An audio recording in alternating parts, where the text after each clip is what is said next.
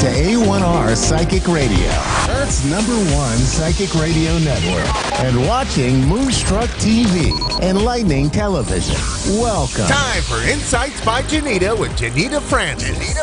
Live from InsightsByJanita.com. Connect direct. In North America, dial 888-454-2751. In London, 20-3519-2158. In Sydney, dial 02-8488-3147. Or online, contact us through our Facebook page, facebook.com/psychic radio. Or one of our websites, AskOneRadio.com or Moonstruck.tv. This is Insights by Janita on A1R, the Ask One Radio Network.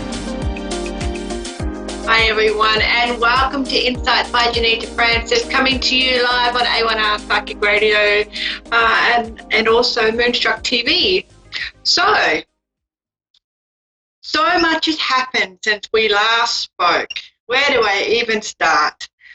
On Saturday morning of last week, which is your Friday night, I started to feel really odd.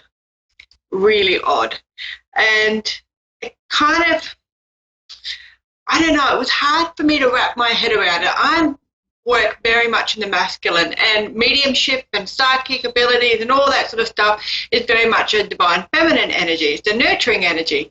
And so I don't really associate myself with the divine feminine as much, because it just, I find it interferes with my ability to provide information. So when I was shifting, I actually recognized that there was this tiny little part of me that had been locked away. And I was doing the transformation show on my Facebook page, Insight by Janita, and I recognized that there was something in this. And the more I talked to the viewers and the more I sort of sounded it out and got that information out of me feeling and symbols and getting some information through and getting it out to via the throat chakra and being able to sound it out. You know how sometimes things just make more sense when you start talking about them and pulling them apart and dissecting them. And that's what I did. And pretty much from that point forward, things went downhill. Let me explain to you what downhill means. I developed the headache from the depths of hell in about less than 24 hours after I started sounding this out. I started getting some really excruciating pain in my left side of my body, my neck, my eye. It felt like I had a migraine, but only that sharp stabbing pain in behind my left eye. Right side was clear. There's nothing uncomfortable or painful about my right side at all. Now, we know that the left side is the past, so I'm like, okay, something from my past. What are we doing here? What are we processing? How does this feel? And the stabbing pain and the ability or the inability to be able to use my left arm without it being excruciating kind of said to me that I was hanging on to something that I'd locked away. So I dissected that a little bit more. And by Monday morning I had, I'm not going to say migraine, because a migraine is so debilitating, and this was coming in waves of discomfort, pain, physical pain. I actually rode my motorcycle to work on Monday, and the ride there was phenomenal, freezing. It was about 5 or 6 degrees Celsius, but I got there and everything was fine, and I worked the day, and I just started feeling genuinely unwell sort of just after lunch, and I thought, okay, I'll pack up at about 3 o'clock and I'll go home and I'll just have a sleep, and maybe this will pass. I know that it's a shift. I know I'm leveling up on a spiritual level. I know how this goes. I've been here. I've walked this path before. I'll just go home and have a little snooze. I actually didn't get out of work till 6:30. Sorry, I beg your pardon, 4:30. By the time I got home, it was about 20 to 6. And I literally had 2 things to eat, 2 bites of toast, and went straight to bed and stayed there. And it was a night of almost straight out of Hollywood movies. There was so much going on that I actually didn't feel like I was even on the planet. That's not unusual when mediums shift. We see crazy things at the best of times. So when we do a spiritual shift or leveling up on a spiritual level, we do tend to see some crazier stuff. That's nothing unusual. Went to work Tuesday. Probably not the smartest idea in the world. I was so tired. I was not on planet Earth. I just felt really woozy. There was nothing sick or unwell about me. I knew that it was a shift. I knew that there wasn't an underlying problem here. I knew that it wasn't a medical reason. I knew that I couldn't talk to a GP about it because they'd probably lock me up in the loony house. So I drove to work. I just decided not to ride my motorcycle just in case. Drove to work, and then as I was driving home, I actually had, the only way to describe it is like someone was trying to vacuum my soul out of my body. And it was going down the highway, 100 kilometres an hour, and feeling like at any moment I was just going to jump out of my body. And I know that's really hard to wrap your head around, but if you've astral travelled, or sometimes you feel like you're just not here, you're a bit of a space cadet, and that's what it felt like. I actually rang my husband because I was in two minds whether to vomit or whether to cry, because I just needed to ground, and both of those things were grounding. I just needed to make sure that I stayed in the car and I didn't astral travel. Now, I've been astral traveling at will for a very long time. I had a horrific childhood, so most of the trauma that happened when I was younger, I used to just astral travel and get the hell out of Dodge, and then I didn't have to put up with that traumatic stress and everything else that comes along with that sort of stuff. So I knew, and I was able to identify that this was what was going on. I was, my body was saying, okay, let's go. And I'm thinking, yeah, but this is in the middle of the day, and I'm driving down the highway, and it's a bad time to leave me, Lucille. So I spoke to my husband, and I explained that I wasn't going loony, and he'd seen me do some pretty weird stuff, and our house has done some pretty weird stuff. So he knew that I wasn't a candidate for the asylum. And he spoke to me and kept me talking the entire time, and it was really one of the most scary situations I've ever been in. I felt like that I was just going to pop off Earth. Now, I have done that during normal channeling, so it's not, I knew what it was. I was able to identify it, so that took the fear factor off. But the thing is, usually I say to Spirit, that's guys, poor timing, come back later, and that's what happened. They come back later, not this time. This time was very, very different. So Wednesday comes, I'm thinking, okay, I've had about 12 hours sleep overnight for Tuesday night. Slept, quite heavily on Monday night. Generally, when your body is at rest or sleeping, you're healing and you're working through whatever the shift is. So, to work through or to push through it, keep yourself going is one of the worst things you could possibly do. You just kind of have to suck it up and let things happen. So I went to work yesterday, and I knew I had a couple of little things I needed to finish off for end of month, and the pressure was off me, and I could go home and have a sleep. I got to about 10 o'clock, and I thought, oh my goodness, I've been here for 3 hours. It feels like I've been here for 30 hours. I can't keep going. I'm just going to call it a day and go home. And the same thing happened on my drive home again. It felt like I was fading in and out, like I was trying to be sucked out of Earth and go somewhere else or whatever's going on. It's difficult to explain if you haven't actually traveled before. So I got home, jumped in bed. I was in bed by about 12 o'clock and just slept all afternoon. Woke up, got in touch with my friends, let them know that I was okay and that I was still here. And I wasn't in a straitjacket or off to the mental asylum or anything like that. And then I just slept again. And my first reading this morning was at 5:30. And it was a beautiful lady over in the UK, and we do a lot of video conferencing. So I do a lot of video conferencing, which is, the internet has been an amazing tool for that whole reason. And halfway through, when how I always get my stones, I always get my crystals for the readings, and I actually picked up a stone for this lady, and it's a Shiva, which is I hold it up on the screen now. It's not the world's prettiest stone, to be honest. If you're on the radio, it kind of looks like a giant poop. It is poop colour. My particular one's got beige poop lines running through it and dark brown poop lines running through it. It's shaped like a poop too. It is not the prettiest.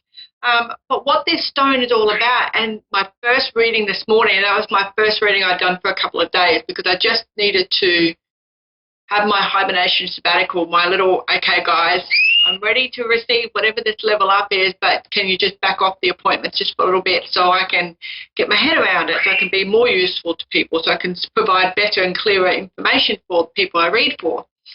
And the universe shuffled everything around for me, and it was perfect, absolutely perfect. So this lady this morning is also balancing the masculine and the feminine energies. Now, the Shiva is all about balancing masculine and feminine energies. It's about embracing that you can have both. It's not about giving up your masculine energy or giving up your feminine energy. It means that you can embrace both and you can flip between the two.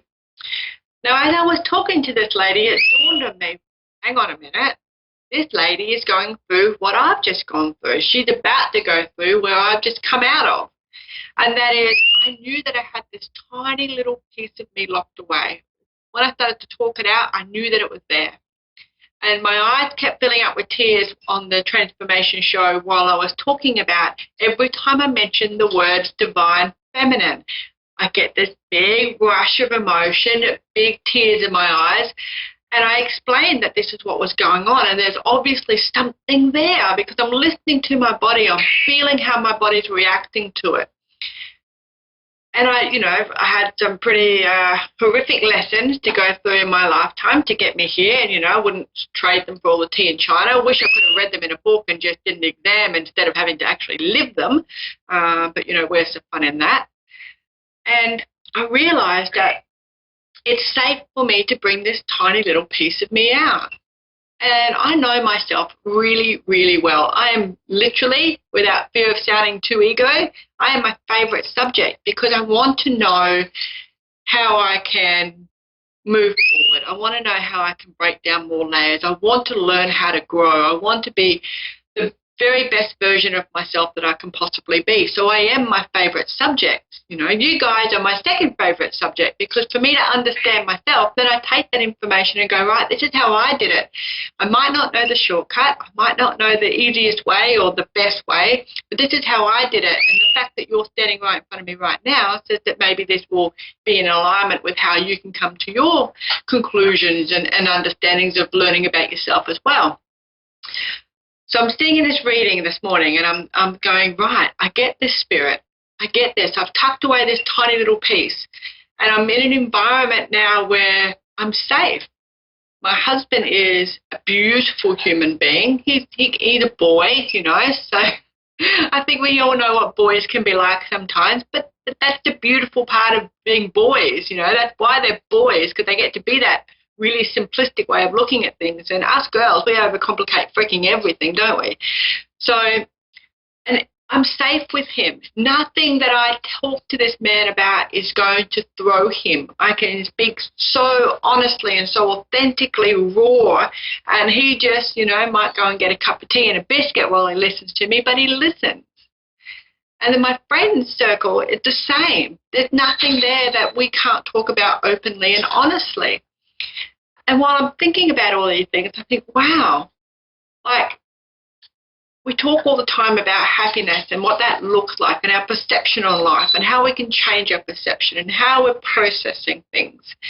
And I knew that there was some sort of something inside of me. I could feel it so long ago that just needed to come out, but I didn't know what that thing was. So how do you search for something you don't know what it looks like or what it feels like or even what it is? How do you research how to find this thing within you if you don't know what you're looking for? It's just this funny feeling. So divine timing comes along, and I recognize that I've got this little thing, and I don't even know what it is, and I keep calling it a thing. And I think it's self-preservation. And I think the reason why it's coming out now, and my eyes keep filling up with tears every time I talk about the divine feminine, is because masculines are hunter-gatherers, okay? They're the protectors. This is what the masculine side does. It's the logic side, not the spirit side. It's the doer. It's to get things done. And I had to live my life like that for so long because of the abusive environments I was in, or the abusive relationships I was in, or the abusive career places and job places that I worked at, or the fact that it was just a really high-risk industry to start with, such as security and aviation and maritime and all that sort of stuff that I have worked in. So I thought, okay, what's this tiny little bit? How am I going to uncover it? I kind of know it's girly. I know that it's deep within me. I know that it's a balancing act for me to be able to pull it out. But I know now that it's safe for me to pull it out. So now I'm just trying to work out, okay, let's go. I keep putting it in my heart. And I keep, every time I mention the divine feminine, I put my hand over my heart. And I'm watching myself do this. And I'm thinking about, okay, why do I do this? Why does it feel like I need to burp every time I mention this? Every time I touch my heart, it feels like I've got indigestion. What is it that needs to come up? There's my burp. Precisely my point. And I think what it is there's a small part of me that thinks that if I'm completely vulnerable and I let this tiny little piece of me out, will I still be safe? Will I still be okay? Do I need to give up parts of me that I enjoy and that I've taken so long to work out and that I've invested so much time and energy into? Do I need to give up any of that to be able to have this little piece? And is this little tiny piece, even though I think it's a little tiny piece, is it a huge key to unlock any blockage that I've had or any way of moving forward or any releasing of the trauma that I've gone through? What is this tiny little piece? Why is it so important? And I still haven't worked it out. Here we are, almost a week later, and I still haven't worked it out. But you know what? I know that I'm coming out the other side of my shift. And, shifts can manifest in a whole bunch of ways. Sometimes you can feel like you're a little bit drunk. You're a little bit unsteady on your feet. Sometimes you'll get vertigo. Sometimes you feel like butterflies just flew over you and all your body just feels like butterfly wings. You're like a butterfly in your belly, but all over your body. Sometimes you get headaches, like I had this massive headache. Sometimes it'll give you a bigger indicator, and my indicator this time was my whole entire left side down to my belly button. So I'm thinking, okay, it's past information that I need to think about. All right, now I know where to kind of look. And then it gives you all these little keys, but the thing is you actually have to stop and pay attention to all these little keys. And yep, I still don't know what that tiny little piece is. Will it present itself? Absolutely, 100%. I know it will. Because I'm starting to shift more. And what I mean by shift more is all that pain and discomfort that I was going through is starting to lift away. My neck is still killing me. My eyes look really tired. They actually feel quite dry and gritty and, considering how much sleep I have, they should not be tired and gritty and feeling like they're dry, but they are. So I know that it's still stuff that I haven't been able to see yet. I'm still not seeing it yet. So the eyes allow us to see things. So mine are gritty and tired and just feel like not so much that someone's thrown a handful of sand in them, but they just feel tired and a bit stingy. So I know that the vision is not crystal clear yet.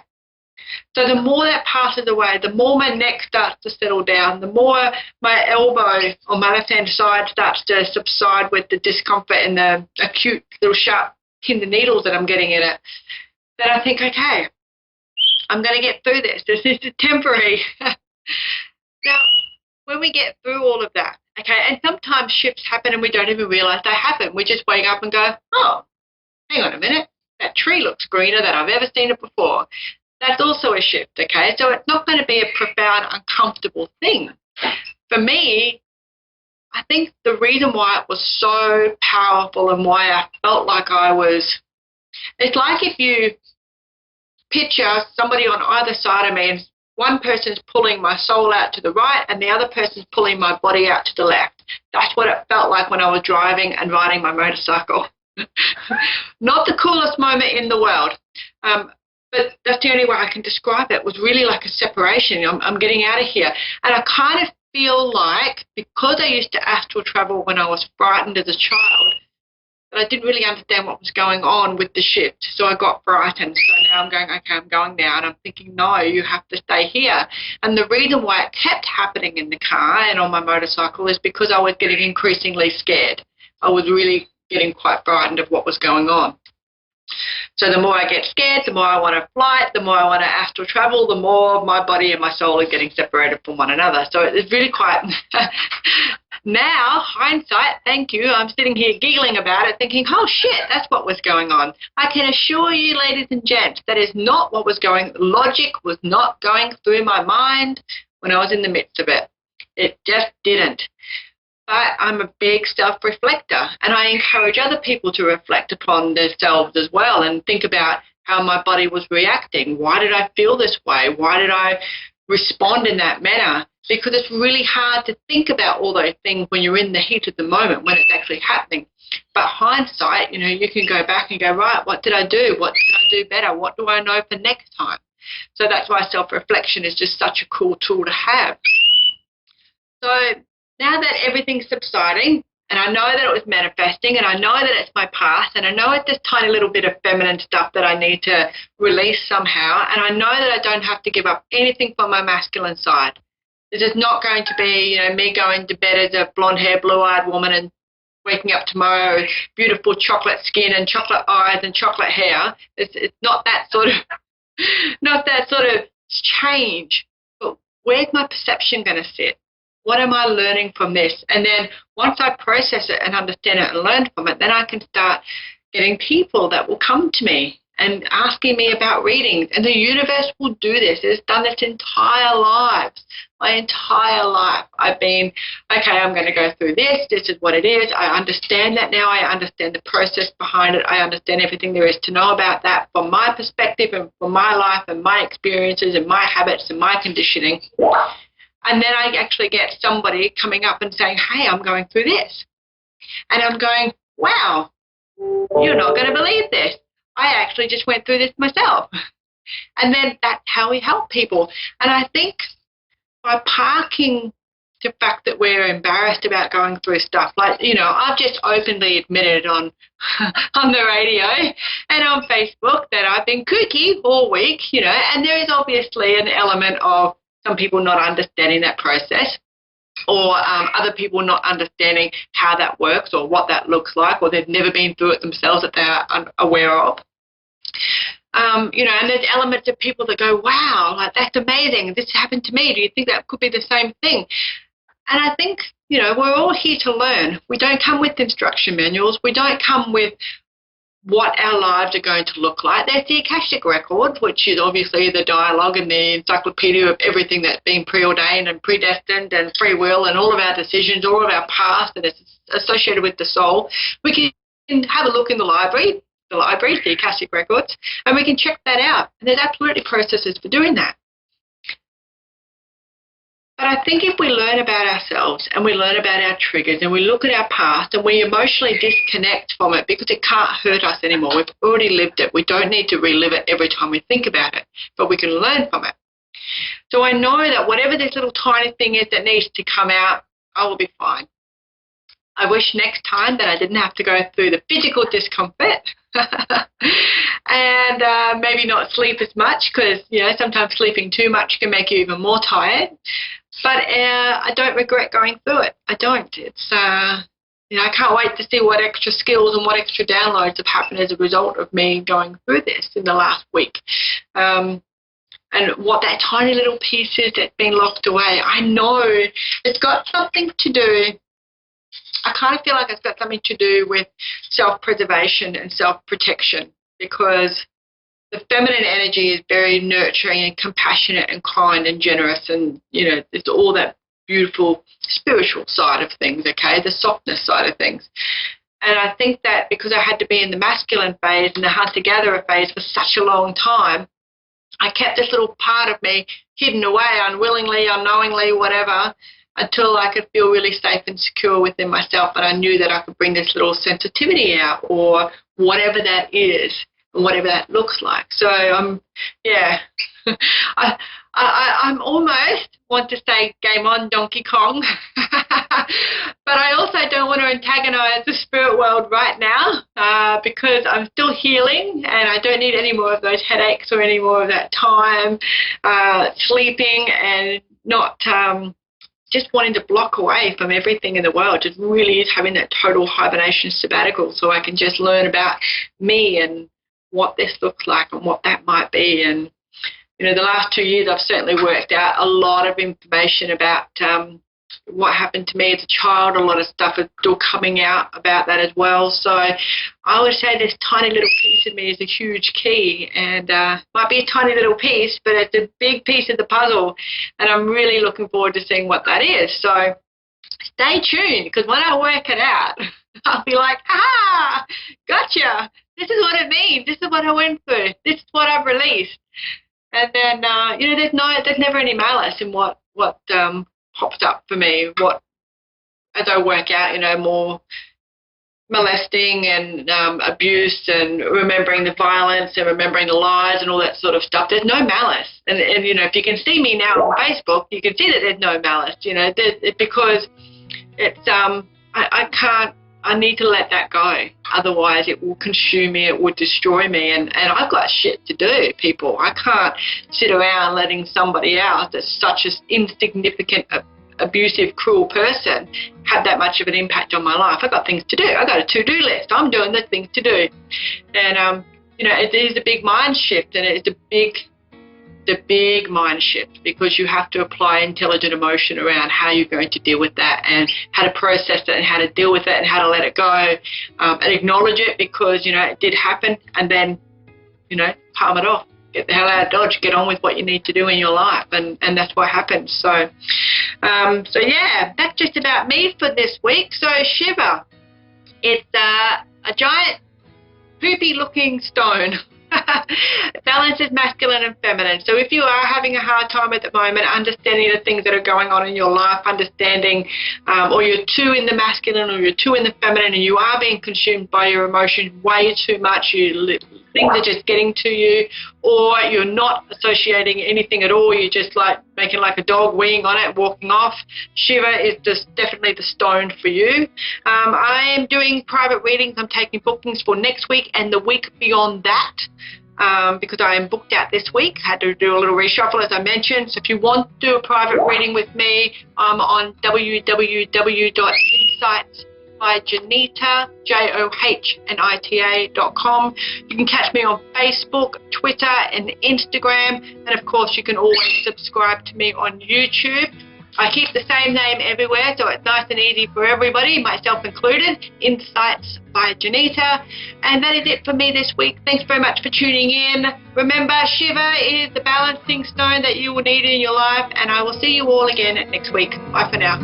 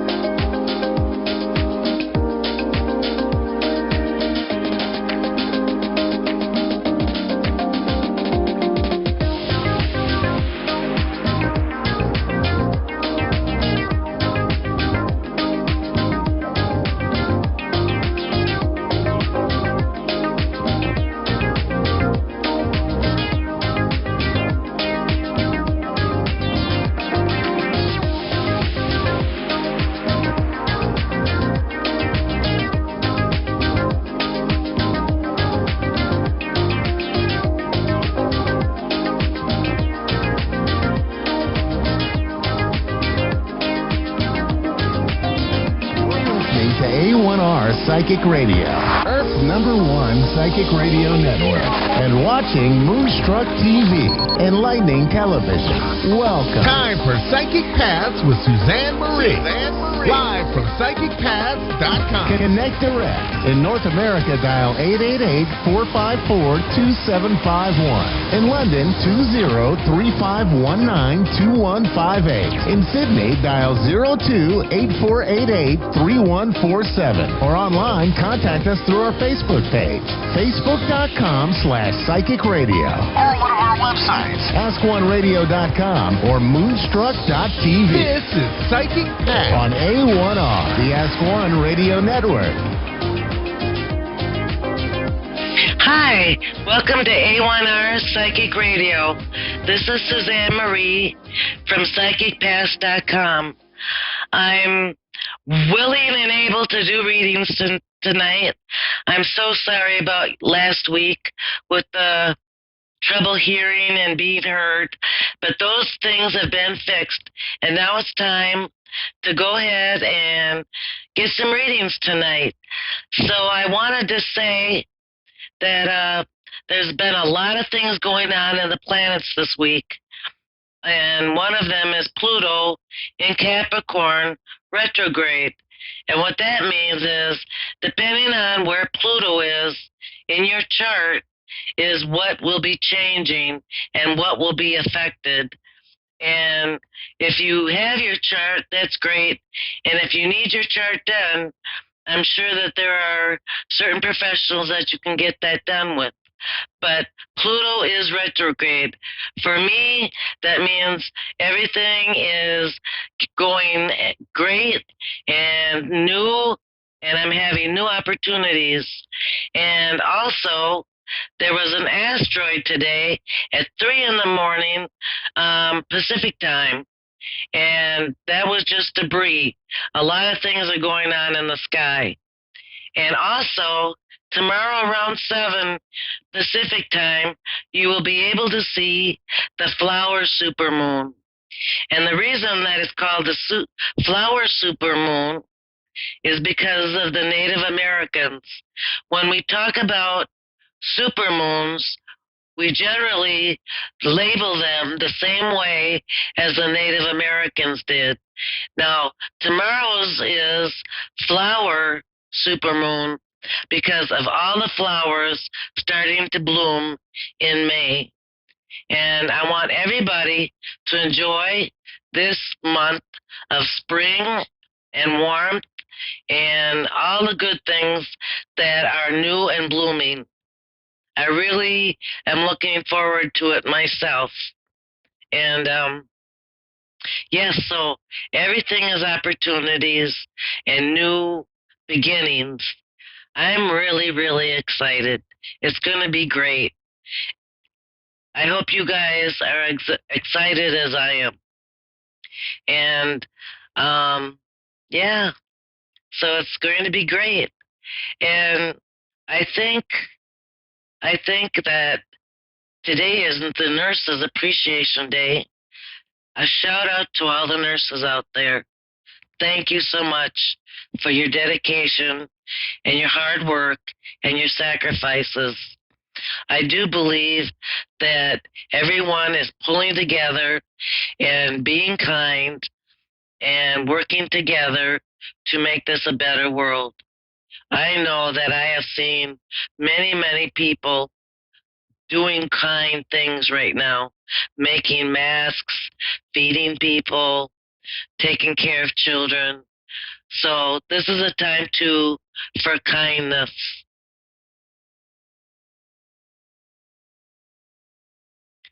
There's always room for love. Love one another. And you can't never fail with that. Danielle from Ontario, Canada. Hi. Hi, how are you? Good, how are you? I'm fantastic, thank you. Are you with me?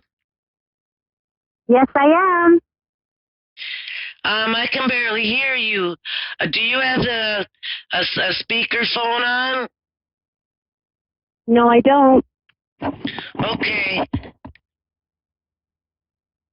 Okay. What can I help you with tonight? I'm sorry, I can't hear you. What can I help you with tonight?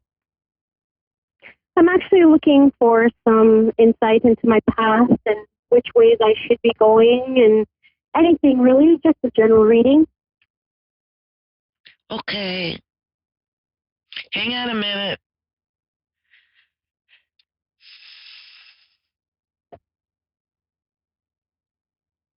Have you been feeling very stressful, like you're stuck? Yes, for sure. I sense a lot of frustration. Yes, that's correct.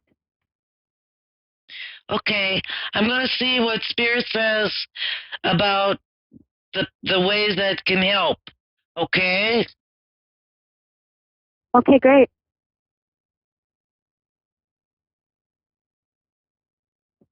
Have you been able to get outside? Yes, They're saying you have a lot of built up energy. Do you feel like you're kind of going stir crazy with energy? yes,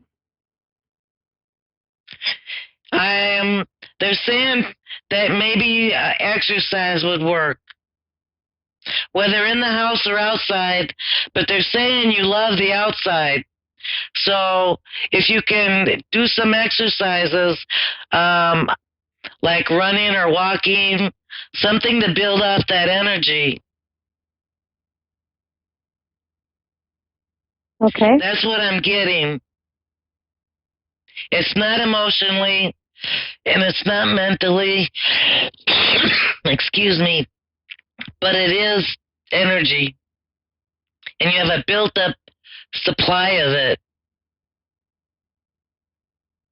I wish I had some of that. Um,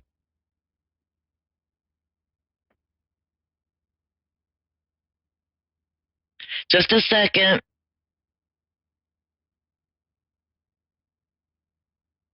Have you been worried about finances at all?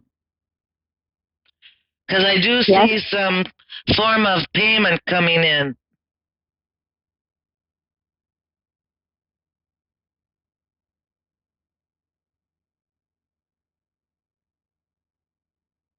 Also, I see that you have something to do with travel.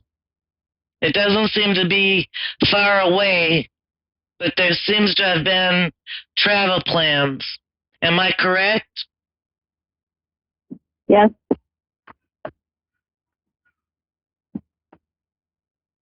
Those are going to be postponed for a little bit, but just a little bit.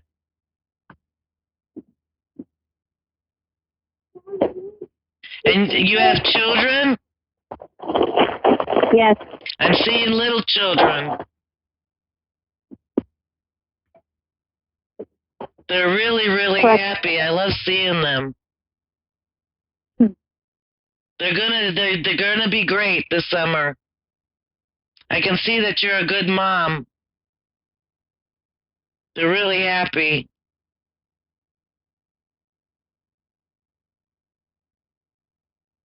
Let's see, I'm seeing something else.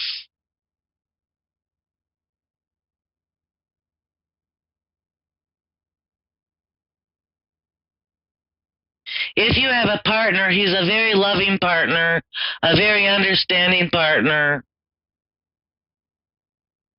and that continues.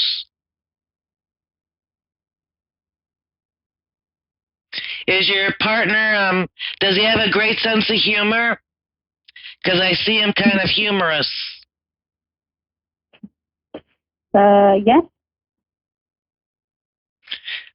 Well, everything is looking good. that's I good. hope that you can find a way to exert some energy I know that some boring things are doing the housework and stuff, but I'm not one for that. So if you can find ways of burning off that energy, I'm sure your children can help too. For sure. Do you have something to say? You sound thoughtful. No, no. I think that covered a couple of different areas. Be sure if you have something to ask, go ahead. Go ahead, take a minute.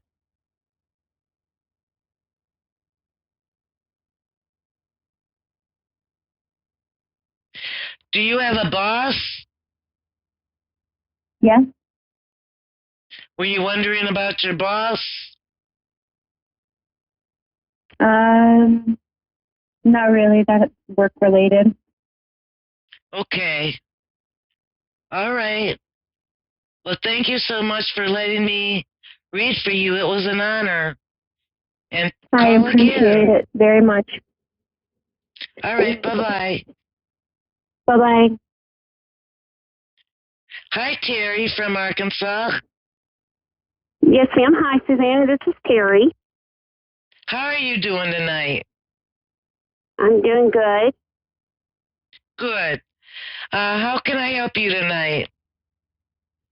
Well, I'm not really sure exactly what you specialize in. If we go the medium route, I would love to know if anybody's coming through. If we look at my wants or anything, yes, I would love to know anything about future love or even money. Okay. My current. Let me see what I can get.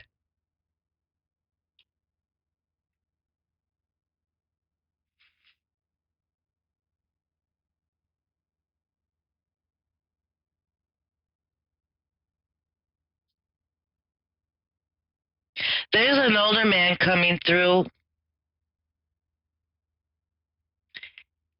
He seems to have had a very hard life. Very hard in the way he's worked. He's really worked to get a life together when he was living. Very strong work ethic. And his face has always seemed sad, even when he was happy. Does that resonate with you, that you know this person?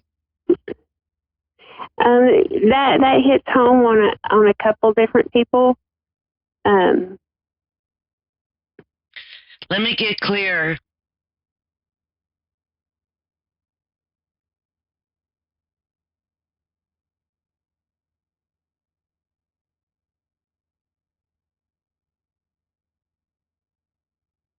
He seems to be family because he says he knows you from childhood.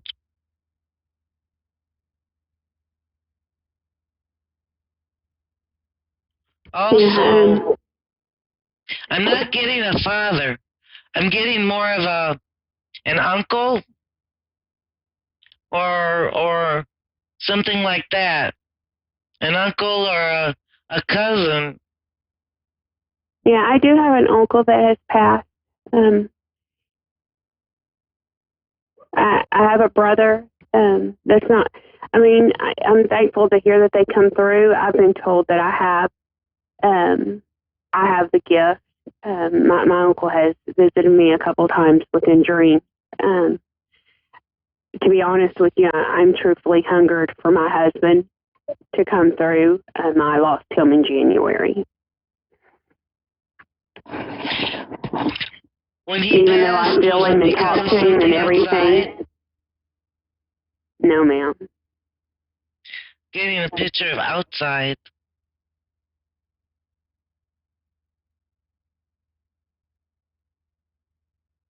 Hang on a second.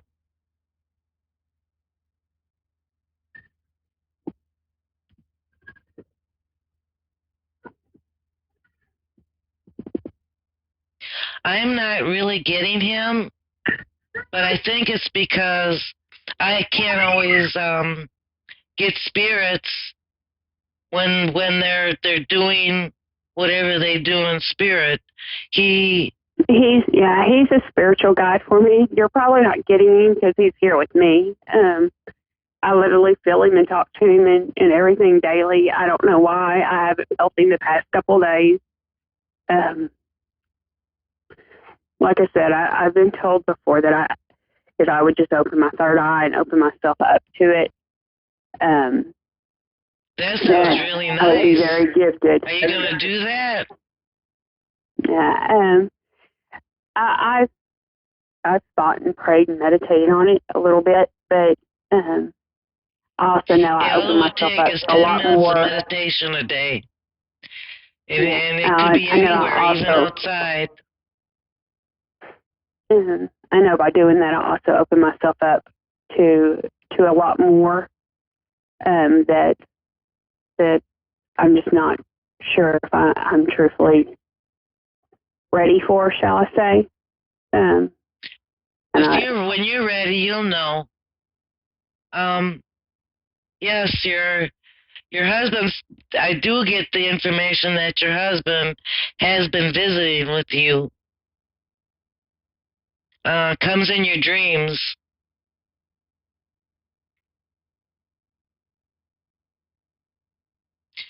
But other than that, it seems like he has a spiritual purpose where he is on the other side. Yeah. I was told before we even lost him that he was already transitioning into being one of my spirit guides. I agree. I can feel that. He needs to transition into a bottle of tequila tonight, dealing with all the babies. So. Well, I hope that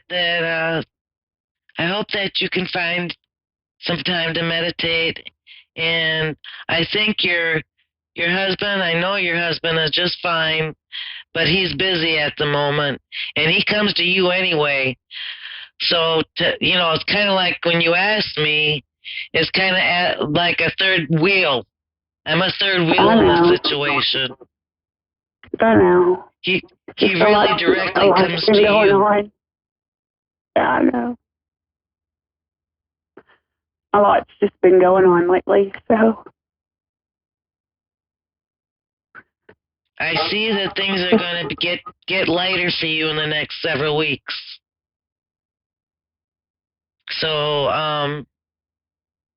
even though it seems like a bit of a struggle right now, what's going on, things will be lightening up.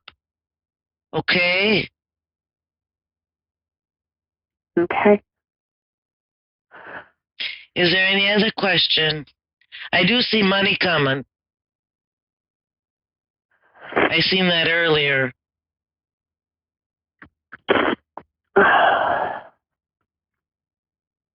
I just don't want to be alone my whole life.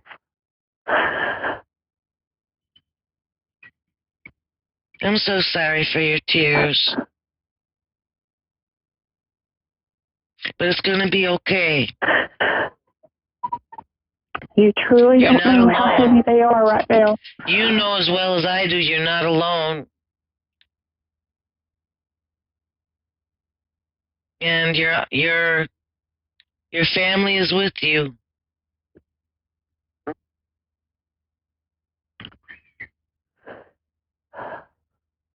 Know that you are okay and things are going to get better.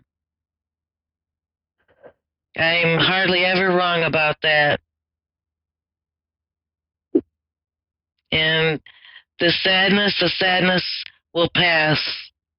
I see a struggle, but I don't see it lasting. You're going to be just fine. Okay? Yes, ma'am. I want you to believe that this is going to pass. Honestly. It's going to. I think you're going to have new joys and new reasons to be happy. I'd say before October, you will be so happy. You're going to always miss your husband and your relatives, but things are going to be joyful. This is a time for good beginnings.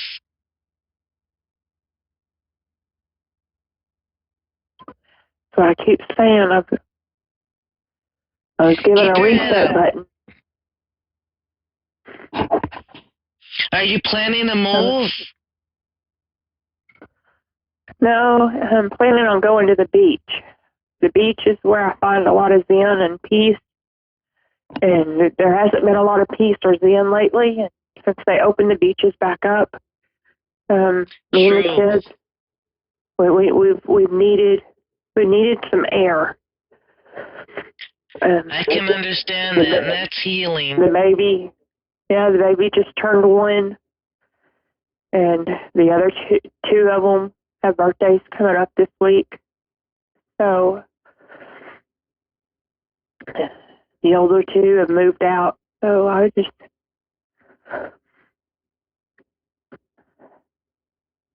Well, I hope that you get enough sun and air and the beach, and I think that'll be healing. Air and sun for sure, and things will be worked out, I promise. It seems like you feel very, very sad emotionally, but also there's a frustration. And I want you to just know it won't last. That won't last. You'll feel it lift. And be sure to write me on the website when it lifts. I want to hear about it. Okay? I'm just ready for peace.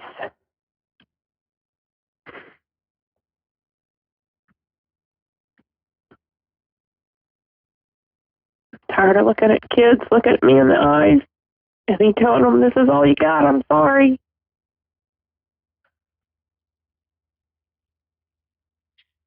You're wanting some abundance, and you will get some abundance. I think you have to believe. I just want to be wanted. There's some part I of want you to be wanted, not needed. that believes that things aren't going to work out, and that holds you back. Be open. Every morning when you wake up, tell the universe, I'm ready to accept all the good things that I can get today. I'm open. Be open to those things. It helps. It helps the energy to come to you when you're ready to accept it and are open.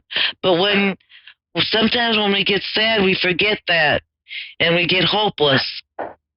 And I don't want you hopeless. It's not that you get sad. Don't stay hopeless, okay? It's not that you're sad. It's not that I'm sad. It's that I begin my day like that, and my nights are still ended with an empty bed, with everybody looking at you saying they need you, and nobody saying they want you. So my days are filled with shitty diapers and kids with hands out, and not a goodnight hug or a goodnight kiss or a husband to tell you that you did a good job. I'm so sorry, but it will change and it will get better. I feel your pain. I've got about 3 minutes, but I feel your pain, and I'm going to try and do some healing on you tonight and send you some love. I care. I hear you, but my time is limited right now. But I will be sending you love, and know that things will be getting better. Just please Thank you so much for letting me read and share this with you. Thank you, and have a good night. You too. And don't worry, things will get better. I promise. I don't promise often, but I can promise you it will get better. Okay? Thank you. Just hear my Yes, words. ma'am. I know you don't believe Thank me. you. No, it's not that I You have don't a believe good night. you. Thank you. You're welcome. Thank you. Bye-bye. So, everybody, this is another ending to a good show, and I will be back next week. Everybody, take care. Be kind to one another, and I'll see you next week. Bye.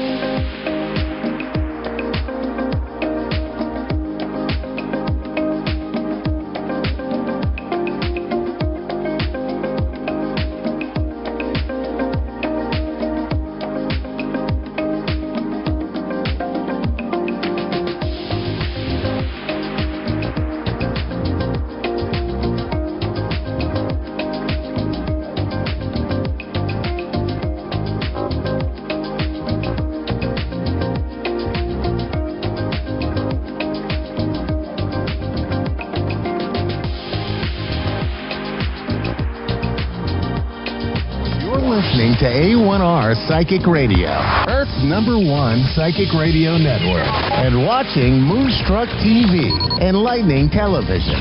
Welcome. Time for New York City Celebrity Psychic with Perry Lyons. Live from PerryLyonsBrilliance.wixsite.com/Perry Lyons. Connect direct. In North America, dial 888-454-2751. In London, 20-3519-2158. In Sydney, dial 02-8488-3147. Or online, contact us through our Facebook page, facebook.com/Psychic Radio. Or one of our websites, AskOneRadio.com or Moonstruck.tv. This is New York City Celebrity Psychic On A1R, the Ask One Radio Network. Oh, hello. Hi, my cherished ducklings. How are you today? I'm Perry Lyons. This is Moonstruck TV and A1R Radio. This is Earth's largest psychic network. I am, in fact, Earth's largest psychic. I'm 900 feet tall. I just have a really big camera. Anyway, I hope you guys are surviving. I hope you're staying 6 feet away from everybody. So much for the baby boom. And I thought I'd start the show this week with something we used to do, which was the tarot weather, where I would pick 3 cards that would be sort of the weekly tarot weather forecast. And because I've been teaching tarot to a friend of mine named Rafaela, if you're watching, hi Rafa, I got really interested in it again. So I thought, I also spilled orange juice on my cards this morning. Trying to do, even when I try to do an imitation of a normal person,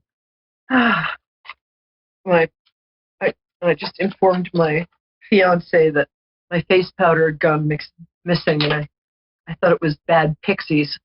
He backed away slowly, which is his usual response. Anyway, I'm very happy to hear you. I can't actually see you, but I hope you can see me. Hope you like what you see. And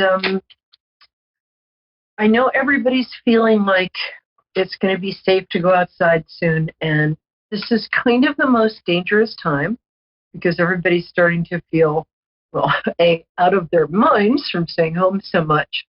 I don't know about you, but I was at the beginning of all this, I was like, okay, I'm going to use my spare time I'm going to take online courses, and I'm going to learn ancient Greek and astrophysics and paleology, or unless it's paleontology. Whatever it is, I'm going to learn it. So I watched reruns of Columbo. Same thing, really, when you get right down to it. But what I'm trying to say is, if you haven't been as productive as you had expectations for yourself to be, she says grammatically, then please don't be hard on yourself. If you've stayed in bed all day with the heating blanket on, naming no names, I certainly didn't do that.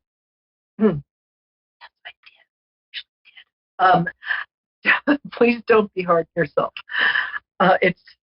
There's things are getting better, but please, don't jump the gun.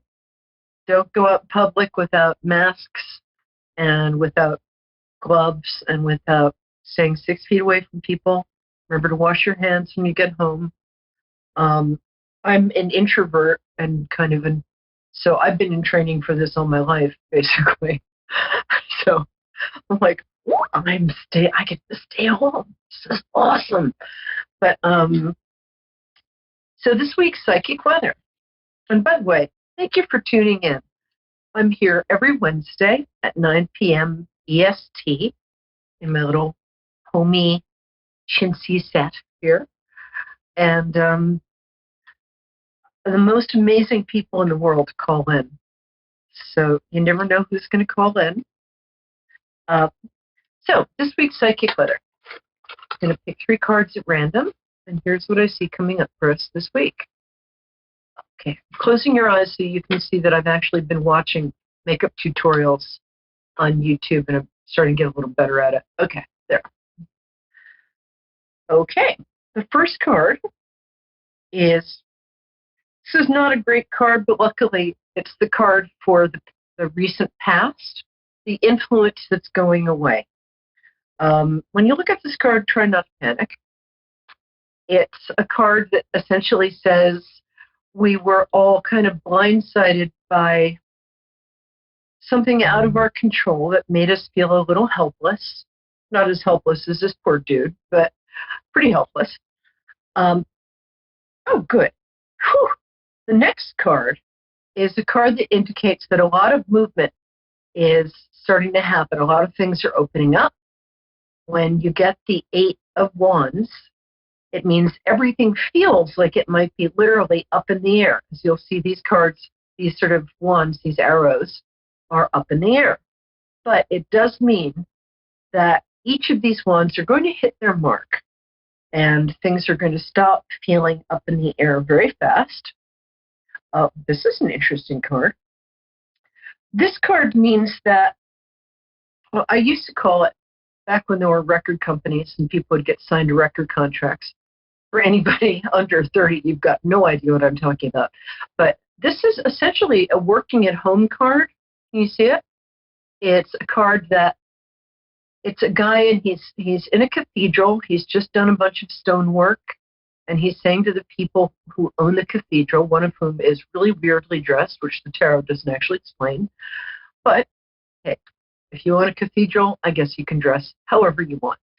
But this card is about somebody taking their work into a secure corporate structure, or a secure structure of some kind. It means that obviously the way we're working now is changing. That change is going to be long lasting. It's also going to be good. This card also says to me that there's going to be protection for people who work at home, for artists, for freelancers, that we're going to be sort of reorganizing our economy to be more fair, more realistic, and let's hope we can reform our medical system a little. And the last card, I usually do 3 cards, but I love this card. It jumped out at me, which usually means my guides have been day drinking. No, it usually means that there's something that my guides really want you to see. And what they want you to see this time is that you have enough resources. There are going to be enough resources. Don't panic. You're going to have enough money to get through this. You're going to get, don't ask me how, but it just feels, and I'm in no way downplaying the hardships that people are going through. But this is a very hopeful card. It means that if there's a stimulus check, go get it. It means that you probably get a larger tax refund than you were expecting. It also means, in reference to the last card, that the work you've been doing from home has been very good, and you're going to get recognized from that. You might even have started a side hustle. I don't, like an international wombat smuggling ring or whatever it is you're doing. Oh, sorry, but enough about my personal life. Anyway, so those are extremely good cards. So I'm very happy about that. Oh, what a pretty name. Is it Renica? Reneka? How do I say that? We have Reneka. Reneka? Because it was spelled with an N. Did you mistype, Dave? Anyway, we have, it's Rebecca. Dave, you mistyped. I'm sorry, Yeah, Rebecca. Your name is now Rebecca for the rest of the time. Can you hear me, baby? You sound very far. Well, I am off in the astral plane, and also this new headset I got might be a little. Can you turn your sound up in your end? Let me see. Hold on. Anyway, Tucson. Okay, go ahead and try. What's the song? Driving down the road, Tucson, Okay, yeah, I can hear you. Good. Okay. You're just trying to stop me singing. Hi, darling. Thank you for turning your sound up. So, I like to connect with people by having them tell me what their birthdays are. So you don't have to tell me the date, as I like to say, don't ask, don't tell. But just the day, like I'm March 18th. So what are you? Yeah, I'm August 10th. I love Leos. Oh, look, I've got like a Leo specific set with all this gold. I'm so glad you called. This is a really pivotal time for you. So it feels to me like you might have 2 specific questions. Am I correct? Pretty much, yeah. Good, because that's my job. Otherwise, I'd have to go be a steel worker. That would suck. I mean, I'd be bad at that. You have such a nice energy, too. Okay. One question seems to be about family and romance. The other seems to be about work. So hit me, baby. What's your first question? I guess I am kind of talking to some guy who is deployed, and I haven't been able to talk to him 2 months. Just because of the emergency stuff that's going on. Mm-hmm. So I guess, I mean, I know he's okay. I guess I'm just like, I don't know. I guess, is there a future with us when he gets back? Yeah, I feel that, yeah. First of all, let me tell you a secret that I know from being a little older than you. And that secret is no woman ever got less desirable by being less attainable. So that old thing of being hard to get, it's actually true. Don't tell anyone. I'm sorry, your phone is breaking. I said the old thing about being hard to get. Yeah, he's still interested in you. He's also a good guy, which I'm not trying to be rude, but that's kind of a new thing for you. I mean, it's completely new. You're talking to somebody who throughout my 20s and 30s was known as pretty much the empress of bad taste in men. So I'm not judging you at all. But something's been happening in the last 6 weeks where your self-esteem has been rising. You're starting to get a sense of your independence. You're starting to see how pretty you are. You're very pretty. Yeah, beautiful face. I mean, I can't see you, but I can see you with my, psychic stuff. Thank you. You're welcome. Do you have a very kind of oval face? What was that? Your phone is. I'm getting bits and bits of it. Kind of an oval face, like a very oval face with like dimples. Yeah, I've always been told it's more oval. Yeah. Yeah, you're very pretty. Okay. A very unusual color eyes too. Two eyes. You have 2 eyes. Yeah, he's very intrigued with you. And one of the things I like about this guy is, he's got a good character. Is what? He's got let me try stepping. Can you hear me? I'm going to try to step away and see if I can get better service. Okay. Okay, go ahead and talk. I'll be right here waiting, just like he is. The short answer is yes. Can you hear me? I do think, yeah, I can totally hear you. Can you hear me? I'm speaking so much into the mic that, here, I'll even turn it up. How's that, baby? Good? I think I lost you. No, I'm right here. Hi. Hello? There. Can you hear me? Hello? Come back. Here, 2, let me try this. Right? Oh, okay. How's that? Can you hear me now? Give me a second. I'm getting her back.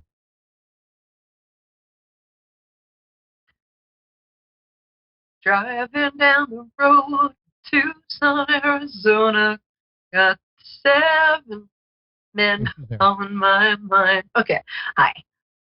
Much better. All right. So the first thing I said was no woman ever gets less desirable by being less attainable. So he's missed you. He's thinking about you. He's interested in, I think you guys have a future. Now, in the past, I'm going to give you a little motherly advice. you tend to overgive with men. Mm-hmm. So I want you to, it's really, this is going to be hard, but I want you to do this, and I'm going to be checking up on you. So I want you to not like overproduce and not, so let him call first when we're all out of quarantine. Let him take you to dinner. Don't offer to go make him dinner. Sorry, I just remember meeting a cute guy in my 20s. I was like, hey, why don't you come to my house and I'll make you great fried chicken. And I could not see him for the dust. Zoom, he left. So this is a case where I want to have you let him pursue you a little. He's really interested in you, so you got nothing to worry about. Awesome. And I don't usually say this. I almost never say this, but he could kind of be the one. I've felt that. That's why I've been so, yeah. Yeah, when you guys met, you sort of felt like instantly at home with each other, right? Yeah, so what happened was I moved up to Washington for some strange reason. I was only up there for 10 months. I moved up to Washington and I met him there, but he was stationed in my hometown, so that's how we became friends. Oh, that's really nice. So he was up there visiting his family for the holidays, and then he told me he was from Tucson, and I was like, oh my gosh, no way. And then because of COVID-19, I lost my job and I had to come back home. So I've naturally, I didn't make the decision for him, but now that I'm here, I'm kind of like, okay, is it fate? Oh yeah, that sounds like destiny to me, dear. Don't worry about your job. I don't think that was the job for you anyway. I think were you in some sort of service or customer service business? Yeah, I did property management, so yeah, you can say it's customer service a little bit. Yeah. No, I think there's a new job in your horizon that's going to be a lot more interesting to you.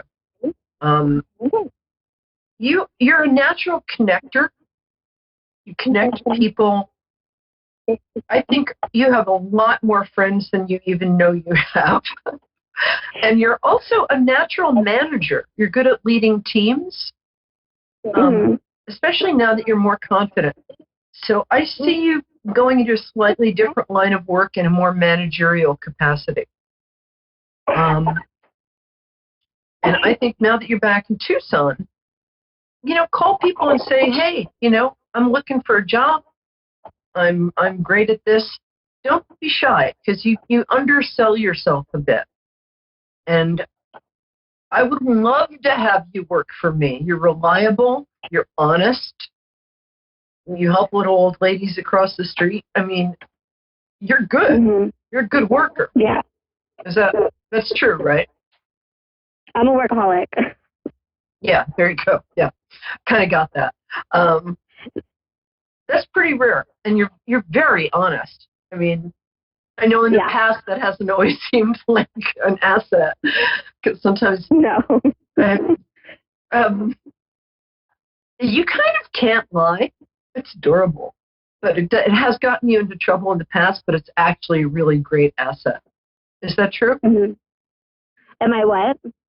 You kind of can't lie. If you do try to lie, it's like your voice goes up an octave and you break out in hives. It's hysterical. You're really honest, and that's a huge asset. So I guess I think this guy is the one. I've done hundreds of shows at this point. I think I've only said that one other time, and they're married now. So let me know what happens. And remember, don't try too hard. You don't have to. You're beautiful inside and out. You're very kind. And you're more than enough. You don't have to change, gain weight, lose weight, be taller, be thinner, whatever. I mean, you're just as you are. You're a terrific catch. You really are. Aw, thank you. You're welcome, sweetie. I didn't mean to make you sound like a fish there, but you are a terrific catch. So, all right, I'm my just little trying to wait Leo. until he gets home. What? I said I'm just trying to wait until he gets home, but we don't have a return date because it's one of those emergency assignments. Yeah. It's actually a little sooner than you think. It's probably going to be 2 to 3 weeks. Oh, wow. He does something a little exciting, it sounds like.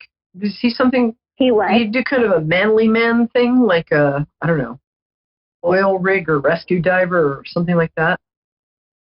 He has a boarding job in the military. He does equipment, like he gets equipment ready, but he's very manly.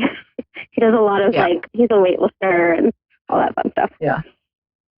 He's got a very he's got kind of like a manly man vibe to him. And I'm gonna say military is kind of exciting.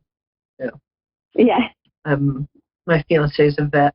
I mean, a veteran, not a veterinarian. But so well, thank him for his service for me. And so I don't know if you can see my name on your screen. My name is Perry, P-E-R-I, Lyons, L-Y-O-N-S. And go to Facebook, say hi. Sometimes it takes me a day or two to reply, but just let me know how you're doing, because I'm dying to know how this works out, because I've got a really good feeling about it. Okay? That's awesome. I'll look out. Thanks. All right. God bless you, my dear. Mwah! Big hug. Thank you. Bye. My pleasure. Next up, I think we have somebody named Madison, which is a beautiful name, but my producer flashed the name so fast that your name is either Madison, or you live in Madison, or or you met somebody named Madison. So hi, what's your name? Madison. Oh, good. Well, that works out well then. Where in Ohio are you, babe? Pedro. Oh, cool. I don't know why I love people from Ohio. So, when is your birthday? Because that's how I connect with people. July 23rd, 2002. Oh, cool. Oh, God, wait, 2000 and what? 2002. Wow. I have shoes older than you. Go out there and misspend your youth, young lady. Okay. So, we're having an all Leo program. That's very exciting. Okay. Do you want an all over thing, or do you have a romantic question? I was trying to see if I could connect with my uncle. He passed away a few years ago. Oh, okay. This is your uncle? Yes. I'm sorry. Your mother's brother? Yes. Yeah. Was he slender? That 5'10", 5'11", kind of slender? Yes. Yeah. I'm getting well. Did he pass? I don't want to get too personal, but well, I mean, obviously, it's tragic that he passed that young. But he also had some issues before that. Is that correct? Yes. Yeah. I'm very sorry. Well, we have 3 minutes, so I'm going to talk really fast because I'm a New Yorker. Okay. This is a really strange question. Was he good? Did he like playing pool? Or was there something like that he was good at? Yeah, he was good at pool. Yeah, okay. Excuse me. That's him. I got him. He had kind of a fancy first name that nobody ever called him by. What was his nickname? Like something simple, like Bubby. Mike or something, right? What? Bubby. Okay. Do you mind if I ask what his real first name was? Charles. Oh, it's a beautiful name. It's a very elegant name. Okay, first of all, he is very much with your mom. His mother God. Is his mother still living? Because I feel almost like her heart broke so badly when he passed that. Just say yes or no. Yes. Okay. Will you tell her for me that he's sorry? You know how there are people, I got 90 seconds. You know how there are people who have really beautiful souls, but they're carrying so much pain in them that sometimes they say stuff to people that really mean, but they don't mean it. So he wants your mom, yeah, and his mom especially, to know he didn't mean any of that stuff. He's incredibly grateful. They tried to help him. It was just his time, but he loves them, and he's totally. Your mom and his mom need to know that he is completely present. Otherwise, how would I know he plays pool and he's slender and probably 5'10" to? Oh, he's saying he's a little taller, but I think he's playing with me. He had a playful sense of humor. Oh, I really like him. He sends his love. He says, don't make the same mistakes he did, which you're not going to, but because he loves you so much. He also wants you to be very careful about your taste in partners. He also says that, he was back and forth about religion, but he's like, now that I'm here, I can tell you it's kind of the real deal. So there's that. But he's very present. He loves you. He's really sorry, too. So he wants people to know that how he acted was not in accordance with how he felt. He was actually a really loving person. It's just, he was so kind and sensitive that he had to kind of do things to drown the world out.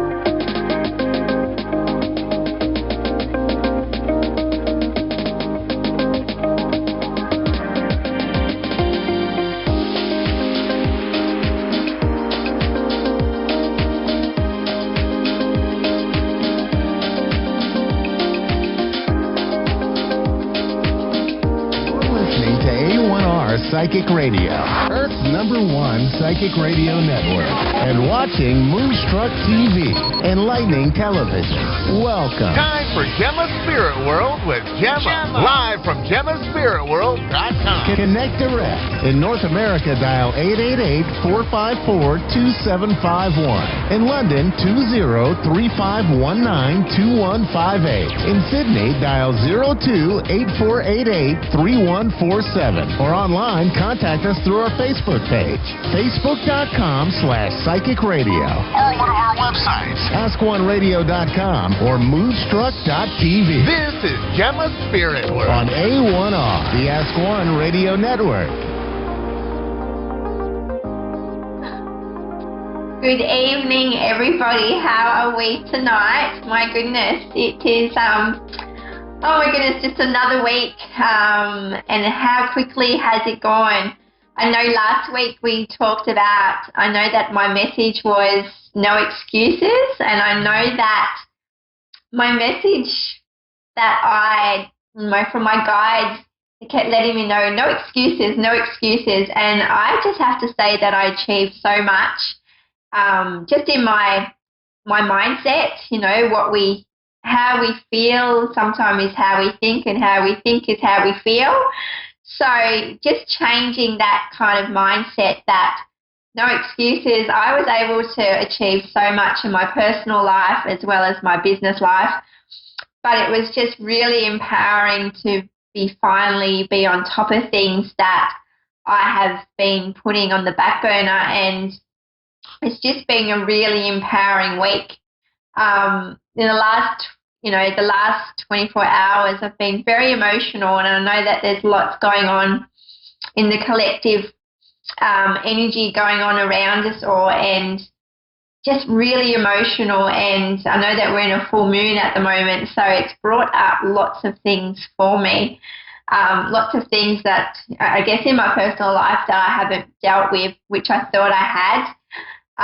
And I've been connecting with my guides. I know before I go to bed at night time, yes, I can connect to my guides when I'm awake, but I know that they, during my sleep, I wake up around 3 o'clock in the morning, and I ask my guides just to show me where I'm going. Yes, I can see my future.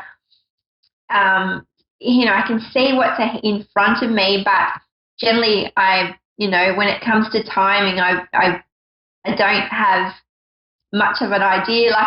Timing's all I just don't know when things are going to happen, but I do know that when I see things, I know when I'm in, oh my goodness, I can't even get all my words out of my mouth. I just know that when things are in a line, things happen. So basically, I connected to my guides, and the message that I had for this morning, which I'm so excited because it's something that I've been wanting to finally complete, is to write my book. And I've wrote my chapters, and it was something I did last year in December, but it's something that I'm going to start doing, and I can't wait to launch it once I've finally written my book on my personal journey and just how the spirit world has been.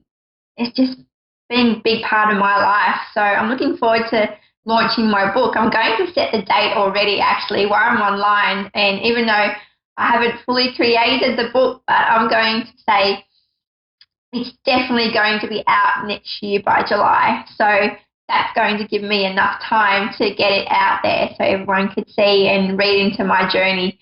But yeah, it was just very empowering to see that's what I'm going to be doing in the next few months. And it's also going to be very healing for me, given that I've gone through a separation. And it's just, it's empowering to know that there's so many people out there that we all have similar journeys. So enough about me. I know that I do like to rattle on. I do like to talk, but it's, enough about me. So we're going to connect because I'm really excited to connect with Ricky Lee in Brisbane, Queensland. Hello, Ricky. Lee, how are you today? Hello. Hi, Gemma. Good, thank you. How are you? Very well, thank you. Oh, my goodness. Before I ask where you would like me to look into your life, and I just keep seeing, are you a person that wears hats at all? Are you a person that likes to wear accessories? I normally wear some things. Yes, I wear a bit of headpieces and clips and things in my hair. I don't wear hats that often, but I do wear clips and bows in my hair, yes.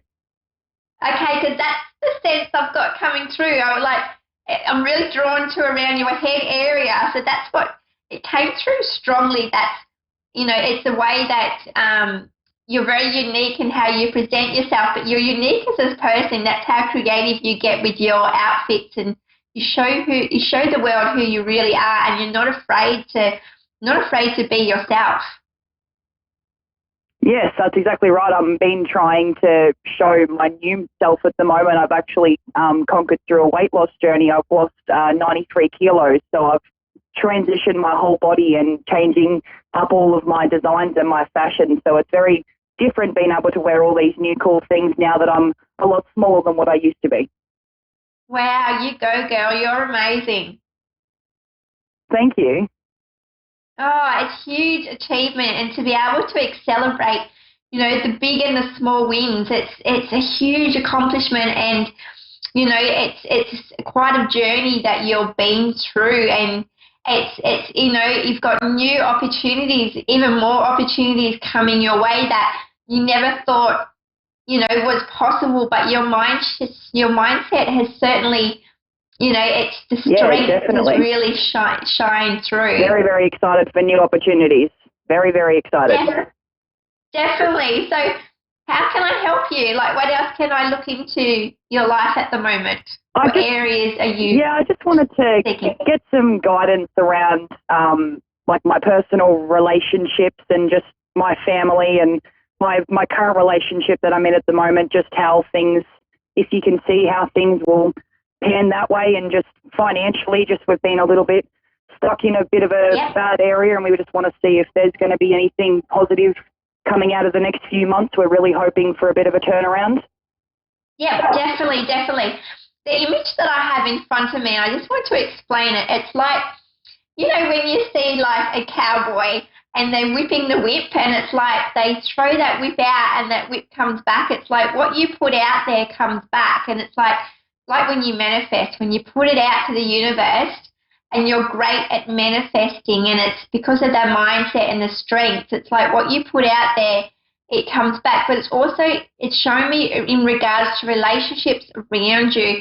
What I keep seeing is that there's someone in your life that it's like they disconnect, but they come back. It's like whether they're dealing with issues around themselves, it's like you're connected, but it's something they're dealing with. It feels like you lose them for a little bit, but even though they're physically there with you, there's somebody around you at the moment that it just feels like they're disconnected. There's something going on that it's what am I trying to say? Like what I'm saying is that they're there, but they're just disconnected. It's like they're dealing with things, and it's not personal, but it feels like it can be personal towards you, because it feels like the issues that they've got going on, it feels like they're forever dealing with these issues, and it seems to be an issue that, it's something that it's...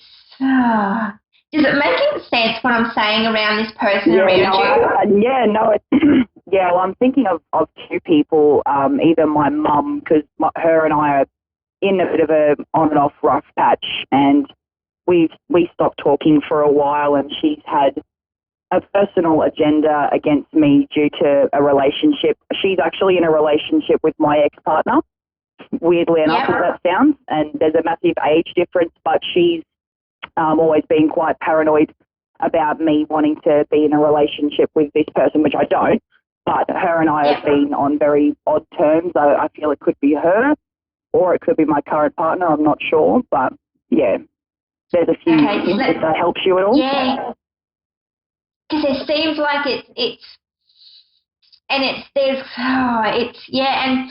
just let me just tune into this energy, because it's very frustrating, the energy that I'm tuning into, and it's like the person, so between the two people that you're thinking of, it's what's coming through is they play head games. It's more like it's mind games that can be exhausting. It's like the same thing over and over. It's like you can predict what they're going to do or say, because it feels like it's a circle that keeps going on.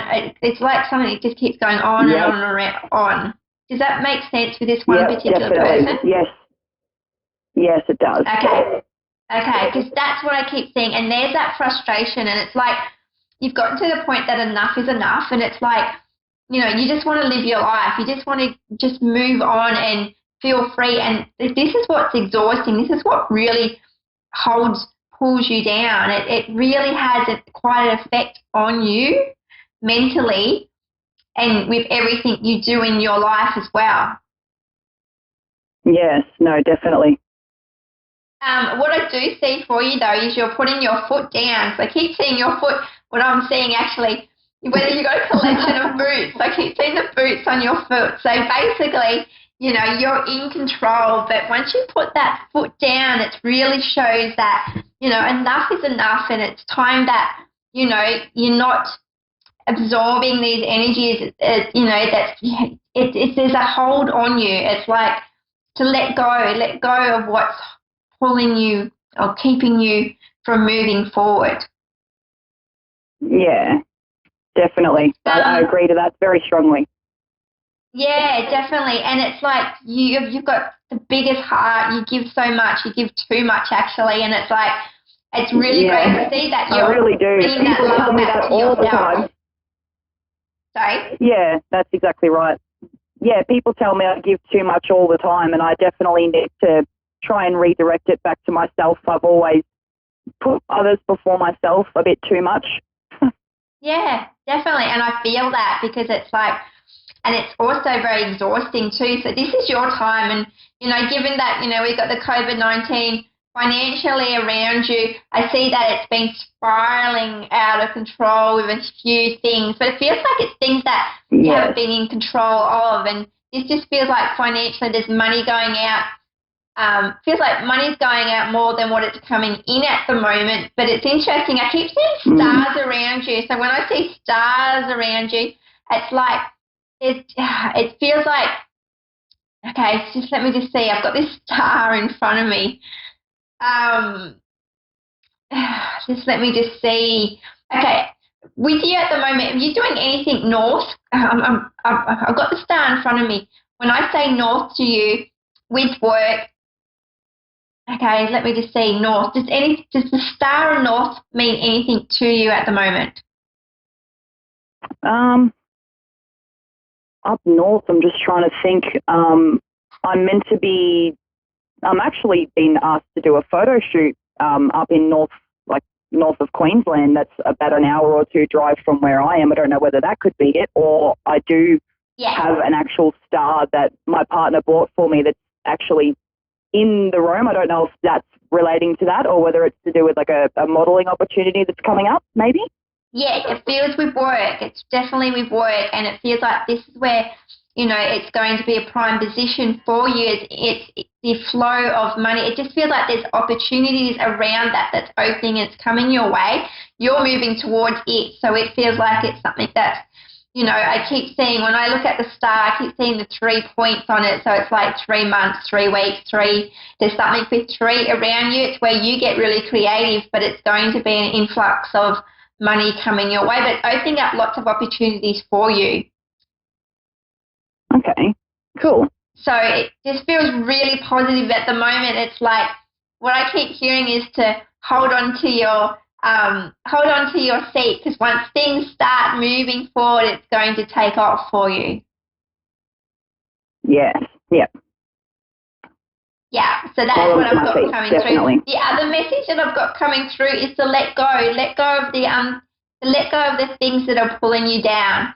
It's just let go, and it's whether that's just thoughts around certain people, but just let go, because you've got the the mindset, you've got the strength, the determination, you've got all these positive strengths. That just it's let go of the things that are just pulling you back.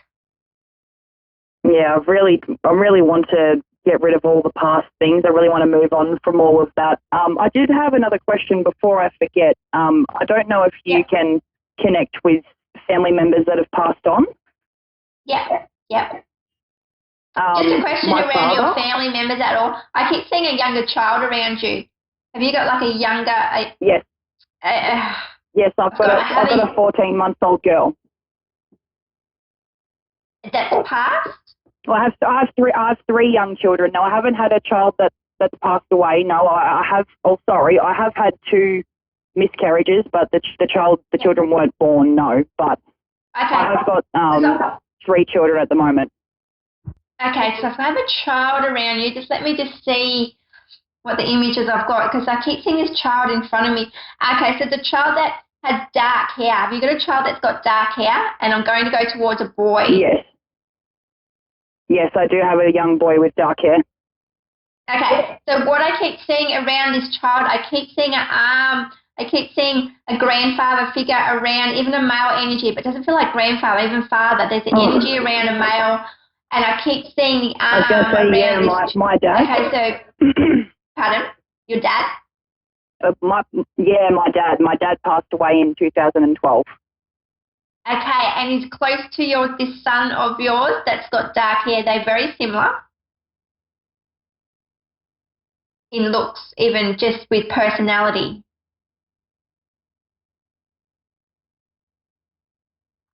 Because what I'm saying is that your father is around. There's a connection between the child that I'm seeing and your dad.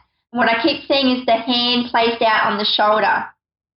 It's like he's got the strength. He's got the strength.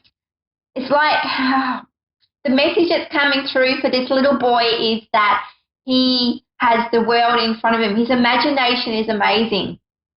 Does he point to stars? Is he into, I don't know, there's something going on around his nighttime.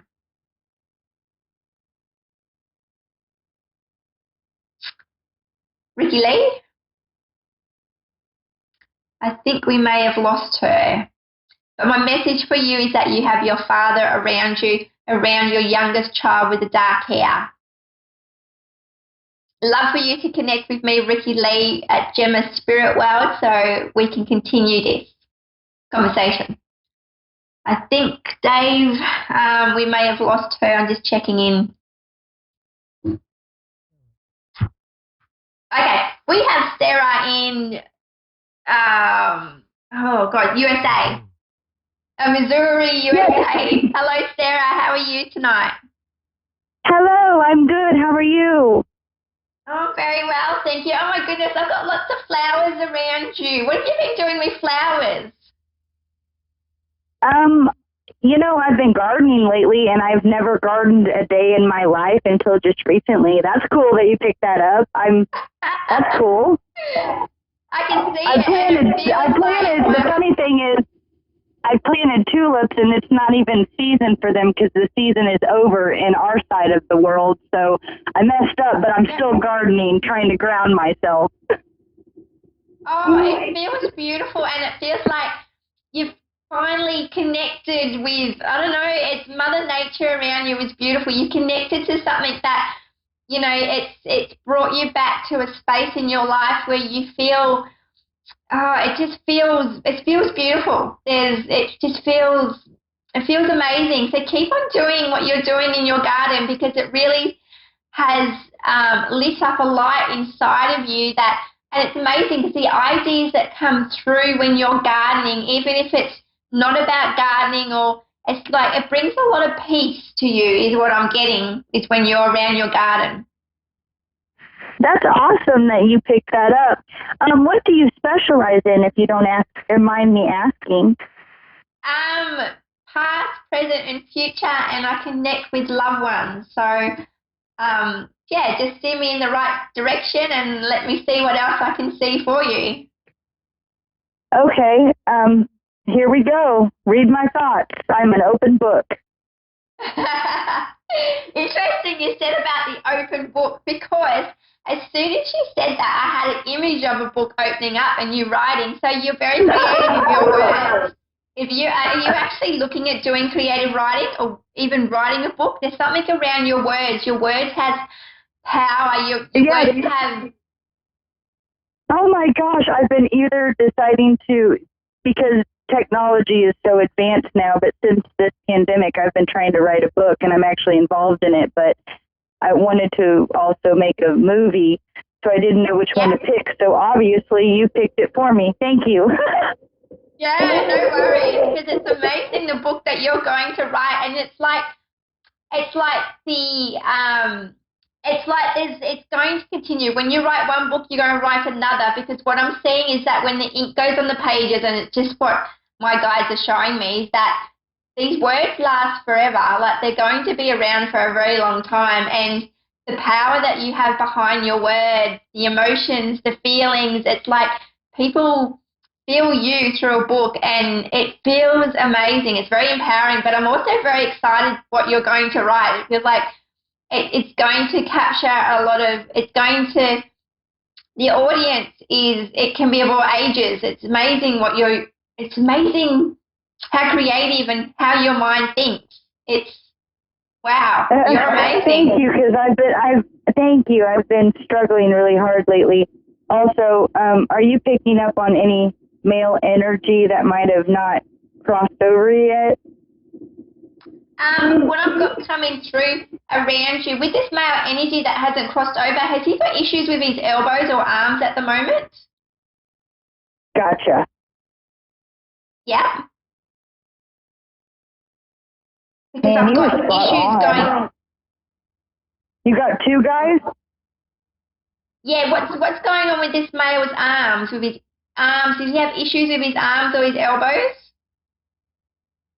Yes, my dad. Both. That would either maybe be my grandpa or my dad. That's my dad was an NFL player. He's real big and has strong energy. My grandpa, he built a multi-million-dollar company, and he just recently died, and he was my idol. So I feel like they're still here trying to guide me, and I'm not listening.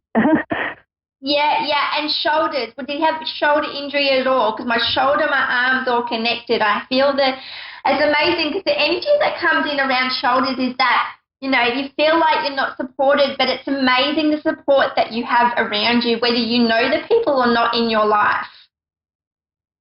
Do you think that elbow thing could be because of me? Because I've been having really bad elbow pain lately. Okay. Is that them telling you to get it looked at, maybe? Yeah, and what's coming through around your elbows, and it's listen to what your body's telling you, listen to the thoughts that are coming in. So the message from your loved ones are saying that, listen to what your body's saying, listen to the thoughts that come in, even with your book. It's like, don't keep on listening, because it's like you're listening, but you're doubting your thoughts. You're doubting what's coming through. You're very intuitive. I know that because I can keep seeing there's lots of around you. I keep seeing your third eye, the purple around your third eye. It's very clear, but I'm also seeing that don't doubt what you feel, hear, or see. Oh, wow. Oh my gosh, you're here, aren't you? Where are you? No, I'm just kidding. you are in my head. What was that, sorry?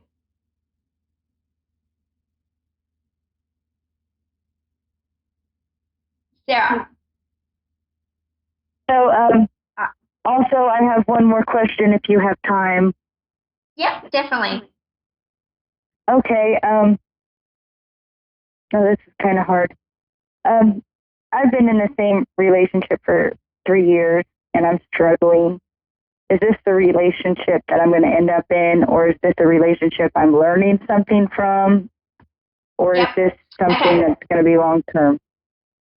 Okay, so what I have coming through, I keep seeing your heart, but what I see around your heart is it's like in a cage. So it's like the feelings that, it's like every time you express yourself, you get ignored, or your feelings aren't validated. So what that's letting me know is that, your walls have gone up around you, protecting yourself more, because it feels like your feelings aren't validated, or you're not getting the feelings aren't reciprocated is what's coming through. Yes. Oh my gosh, you are so right. Where do I donate money here? Because you're amazing. Oh, you know what? If you just follow my Facebook page, Gemma Spirit World, just sharing the love of my page is enough. I have a cousin named Gemma. Do you spell it Jemma? A true gem either way. But yes, thank you. Wow. I love, yeah. That's amazing. You are a light worker. Okay. Anything else that you see? Let me just have a look. I keep seeing, I have a river around you. Do you have a river close by around you? Is there somewhere that you go to see and watch the water or see the water? Because generally around water, it's about emotions. I do. I have a big lake. I have a big lake in my backyard. Oh, wow, you have a beautiful backyard, and this is where you go out to reflect, and it's amazing with your writing. It's like, when you feel like you get writers, when you get a writer's, what is it, a block, writer's block. It's like go out to the river and go out to the lake, and that's where you can release any blockages that you have when it comes in between your creative writing. So that's your. It's funny. It's funny that my grandpa being by water, and when you're around water, it helps with expressing yourself and helps any blockages in your body. My grandpa that passed away that you felt, he actually built that man-made lake. Oh wow! Wow. Yeah, you are really tapped in. I can feel it here. Yeah, and he's definitely around you. But thank you, Sarah. It was lovely to connect with you because I only have 90 seconds. But please share my Facebook page, Gemma Spirit Wow, to everyone, and that's my love. Share. Okay, I'm light and love. Thank you. Thank you. Alrighty, so we have 60 seconds. Thank you for everyone for tuning in to A1R Radio. I enjoyed tonight's show and I look forward to connecting with you all next week. Please follow my Facebook page, Gemma Spirit World. Thank you.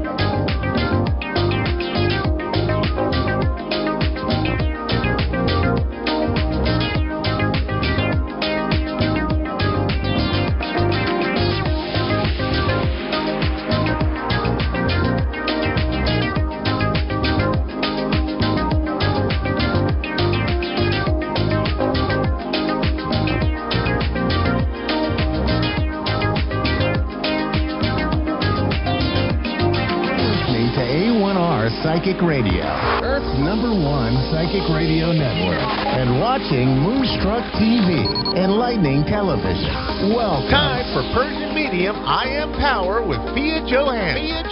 Live from PersianMedium.com. Connect direct. In North America, dial 888-454-2751. In London, 20-3519-2158. In Sydney, dial 02-8488-3147. Or online, contact us through our Facebook page, Facebook.com/Psychic Radio. Or one of our websites, AskOneRadio.com or Moonstruck.tv. This is Persian Medium I Am Power on A1R, the Ask One Radio Network.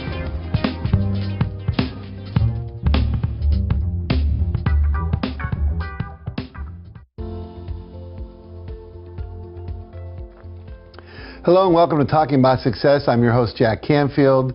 You may know me as the #1 success coach in America, co-author of the Chicken Soup for the Soul series, and also the Success Principles, how to get from where you are to where you want to be. And this show is a lot about helping you get from where you are now to where you want to be. We're going to help you do that today. I have a fabulous guest today with me, Fia Johansson. She is an amazing being who is going to share, I think, some powerful information that will transform your life with us today. She is an entrepreneur's coach, a coach of entrepreneurs, and also a keynote speaker. And those terms don't even begin to talk about the depth of who you are. So we'll unpack that a little bit. But welcome to the show. Thank you for having me. Thank you for joining me. I really appreciate it. So tell us a bit about that. You know, you're a coach, you're a speaker. Tell us about yourself, some background perhaps, and a little about your work. Just Sure. get started. After I got Master of Psychology, I asked myself, now what? Okay, you got Master of Psychology. You're in your practice 8 hours a day, and you're just listening to people who came in and just crying, feel anxious, not happy, not feeling okay, and always connected to themselves about their past, not looking forward for the future. Then how you can change this? Well, nobody teach us in high school and university what means conscious and subconscious. But I learned, and I felt, okay, you do have a Master of Psychology. You did a lot of businesses at the age of 22, so you know how to be or help all the entrepreneurs out there. And most of those amazing problems, they come from finance. Well, how can you help them to achieve faster? And instead, they're walking into your office and talk about, I can't do it, I'm not happy. They just focus on something that they can do it, and they will, and they are going to. And from there, I named myself Subconscious Mind Surgeon. Subconscious Mind Surgeon. How to hijack someone's subconscious mind, how to make him and her happier and healthier and wealthier about herself or himself, and how to make them to become successful. Just to know the secret between conscious and subconscious. So let's unpack that for a minute, if you will. What is the secret to know between the conscious and Well, what's happening in our life, who we are today, is all because of our subconscious. Mm-hmm. So how we attract things to ourselves? Because of our conscious. So if we consciously connecting to positivities, replace negative thought to positive thought. So subconsciously, we are attracting positivities, monies, energies, and people. You was the one that taught me in so many years how we can use our subconscious mind, our brain, to get what we want. Mm-hmm. So you've been my mentor for so many years, Jack. Well, I'm glad to hear that, and I'm glad to have been your mentor. I think in many ways you've gone beyond me and some of your understandings of this work and your ability to assist people with that, but thank you for the compliment. Absolutely. I read all your books, and I was amazed by each of them. Thank you. And you taught me a lot, and I found the secret in between conscious and subconscious, which after so many years I'm teaching all my students, followers, fans, over 2 million followers, fans worldwide, and I'm talking about you so highly, and I'm telling them, just ask and receive. And they asking me, what do you mean ask? I said, well, Jack said ask and receive, because he always says ask, never just refuse to ask. And then they said, like, what is in between asking and receiving, and what is in between asking and subconscious mind? I said, well, you are asking, that means consciously you put yourself through on fear or no problem in whatsoever you can think in your business or in your private life. And subconsciously, when you are asleep, your brain is starting to recognize, realize, and bring things to attention to universe. And the frequencies will bring everything back to your life. Beautiful. Beautiful. It really is all about frequencies and vibration. Absolutely. We are all based on energies, and you know that, Jack. I do. When you're teaching your students, in addition to what you just said, are there other things you do to teach them to raise their vibration, raise their frequencies? Exactly. Can you share some of those? Well, some people ask me, how can I do that? Well, like on the way here, I just put on the music. I'm so excited. So everybody was like, oh, I love this music, and I'm excited. I got excited. Like, yes, like you guys, I mean, they can easily do with some memories, something that they make them to feel happy. Let's say that we do have like a bad day or something had happened last week, we are not feeling happy. I was like, you know what? Change it, replace it. It's all thought. To me, there's no such a thing as a bad thought and good thought. It's all thought. But we are the producer of those thoughts. If I'm going to have a drama in my life, so I produce a drama and became a drama queen. If I want action, I produce action. If I want calmness and happiness, I produce calmness and happiness and family movies. So just do it the way that you want. And it's all thought. And that's what people kind of think of, you're right. Yeah, replace it. Positive thought. Because this is all your thought. You can change it in a second and minutes. And that's what they do. Beautiful, beautiful, beautiful. Now, you and I are involved in a book together. Yes, we do. Let's talk about that a little bit. Yes, we do. I'm so excited. Good. Exactly. I am so excited about that book. And I'm so happy to co-author together with you. I'm so grateful. I'm so thankful. And I still can't believe that I've been asked by you. And I'm just so grateful. So a lot of people ask me, what is it all about? What is all about success?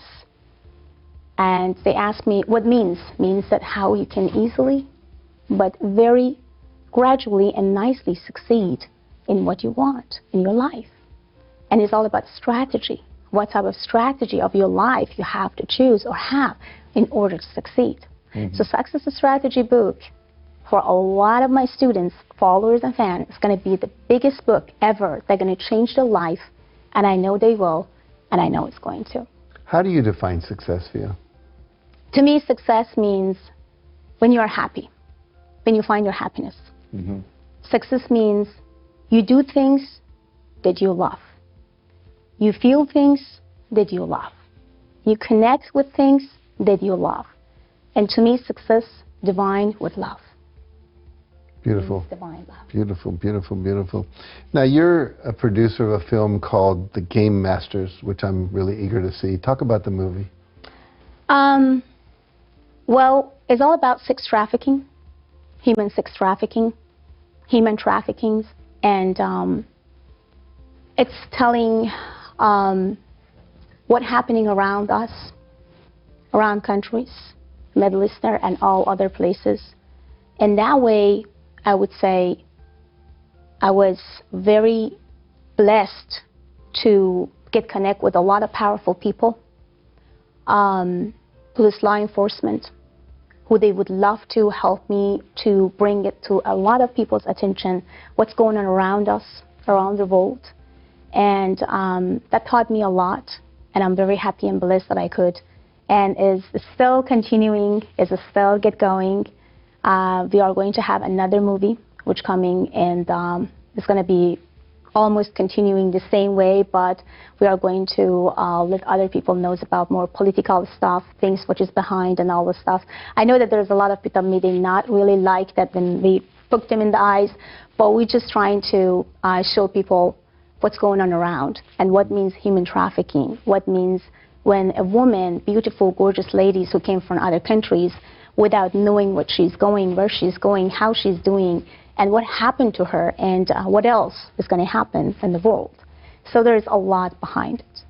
What drew you into that project? Well, as you know, I'm also medium, so basically this is my bonus. So I'm working with law enforcement, police officers, private investigators, and also intelligence services. So I saw a lot with my own eyes. I feel a lot with my own heart. And I felt I need to make a movie. I need to bring it to attention to other people as well. They need to know about it.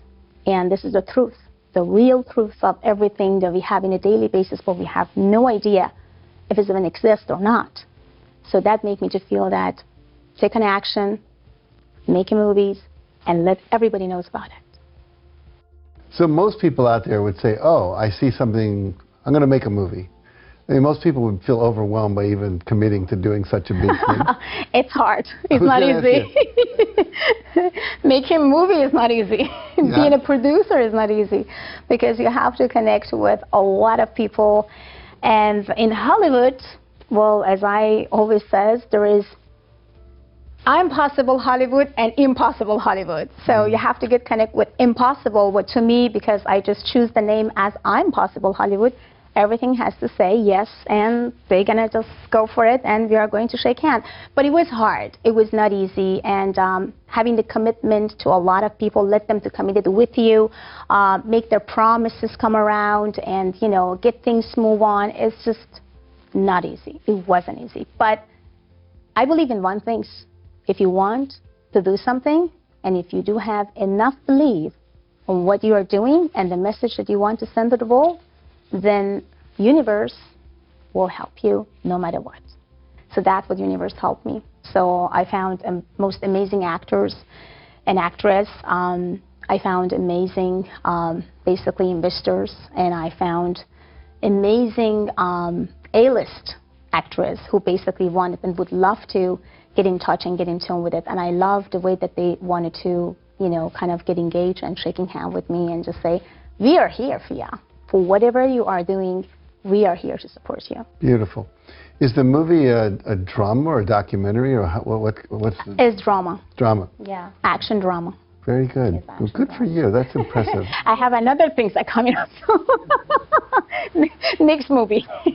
Maybe I should just make a movie of your life. That's already been done. Well, we can do another version. Okay. You just said that you birthed again about like 2 days ago. I went through a very transformative experience just a week ago, and I feel very different. So maybe we'll make a movie about that. Definitely. I'm just wondering who you'll cast as me. That'll be interesting.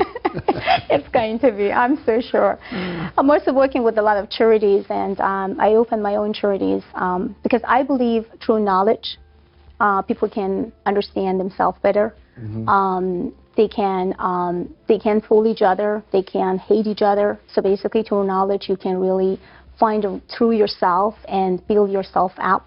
So that's why I built my Cultivating Knowledge, charity or foundation, which is there's a lot of celebrities already been involved and helped me on that, and I'm very thankful and grateful for that as well.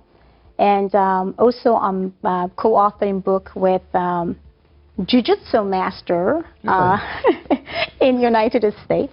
He was the one who basically brought Jiu-Jitsu to United States, or his family basically found the Jiu-Jitsu.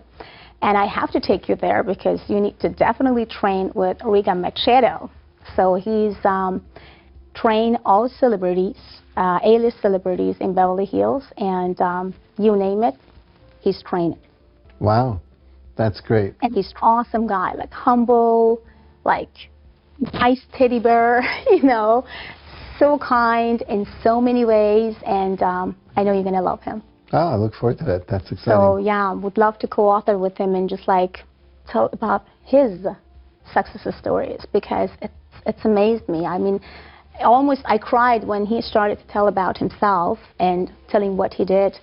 I almost cried. I was like, wow, couldn't even believe that you went through all those things, and then wow, this amazing success that you have, and all celebrities, one after each other, just like walk into his academy. It was like, wow, I'm amazed by you, man. What type of power you have? Tell me about your secret. And he always says, well, you know my secret, Fia? Subconscious mind, huh? It's funny. That's beautiful, beautiful, beautiful.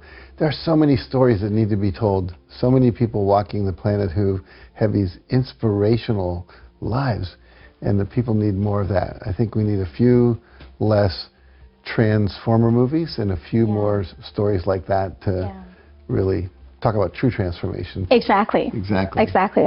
Exactly. Coming. Yeah, good for you. It's coming. It's coming. So, is there if you had like one main message for everyone out there, like, what would you say to them? What do you want to impart to people? Well, there's 2 messages out there, basically. One of my most important message to you guys who basically wants to open new businesses, became an entrepreneur, and not knowing what to do. So find a good investors, find a good productive group of people, and number 3, just get into the market and nail it. And my second message, you already have a company and you are already successful, but you're tired and you don't know where to go and what to do because you just feel bored and you want to make more money, but not more money coming. Well, my advice is hire the coach and mentor, me and Jack. We know how to do to make you to feel fun, happy, and connected to yourself again. Because there's a lot of successful people already. You guys make money. They make money. They do not have any problem of making money. But happiness, they do have issues with happiness. Mm-hmm. How they can connect with themselves, with their own soul. And how can I just feel satisfied? I feel satisfied when it comes to my family, when it comes to money, when it comes to my, 7 Ferraris, Lamborghinis, whatever. But I'm not still satisfied with myself. Well, we can help you guys to feel satisfied with your soul, together with Jack. Thank you. That's wonderful. Now, obviously, you have your book, you have your coaching programs, you do mediumship, all this stuff. If people want to get in touch with you to find out more, take advantage of what you have to offer, where do they go? Well, I do have a very strong social media, Persian Medium. So it's very strong. It's over 1,300,000 of followers, which I'm very grateful and happy for that. I have my Facebook, which is about 500,000 followers, which is I'm grateful and thankful for that. I have PersianMedium.com, which if you guys go to PersianMedium.com, they can get all the news worldwide. And some people, they want to just have some conversation with me kind of on the phone in a confidential way. They don't want to mention about their name. A lot of celebrities basically are communicating with me through that platform because they don't want to bring about their names or whatever it is. So it's Avid Advice, AVID advice.com. It's actually the secure and safe platform for all of you to just connect with me and ask me any questions from A to Z, and I'm here to help you out. Beautiful. So now I understand you're working on another book, too. Can you share with us what that is? This is actually the book that I do with my husband. So me as a woman, he is a man. We are thinking how we are almost connecting with each other, like he's a pizza type of slice when it comes to his mind, his strategies, the feelings, or his life when it comes to the wife, to the kids, and everything. And I'm actually the sweet cake layers, which basically woman has life as a sweet cake, layers by layers by layers, but man has like a pizza sliders. Like, you know what, this is a slide of my life, which is my career. The another slide is actually, my wife, my kids, and my friends, and other stuff. So, but through that book, we are going to share why a lot of men and women, after 5 years, after 6 years, they feel bored and they can't handle each other anymore, and there is no sweet love anymore in between them. And why men and women, after 6 and maybe 10 years, not understanding each other's or each other's language, and the sex life is not actually working. What's going on? The same chemistry was about 10 years ago is not even working anymore. So how you can hit this up with knowing how this pizza slide and the sweet cake layers work together. That's beautiful. No, it's so good because the statistic is that 50% of all marriages end in divorce. So there's something in there about gluten-free. We won't go there, but we'll get I love that. We'll actually, that's fantastic. I love it. But I think it's going to be such a contribution to so many people. So I'm really happy you're doing that. Oh, thank you. What's your husband's name? Let's give him a... Rick. Rick. Yeah, right, Mr. Rick. So Rick is an amazing entrepreneur, fantastic dad, and amazing husband. And I mean it. I'm a busy woman, 24 hours and 7 days, working with 1 million projects, but he is also doing the same things, but he's always there for our kids. We have 3 boys, 1 and 2.5, 5.5, and 7.5, as I remember.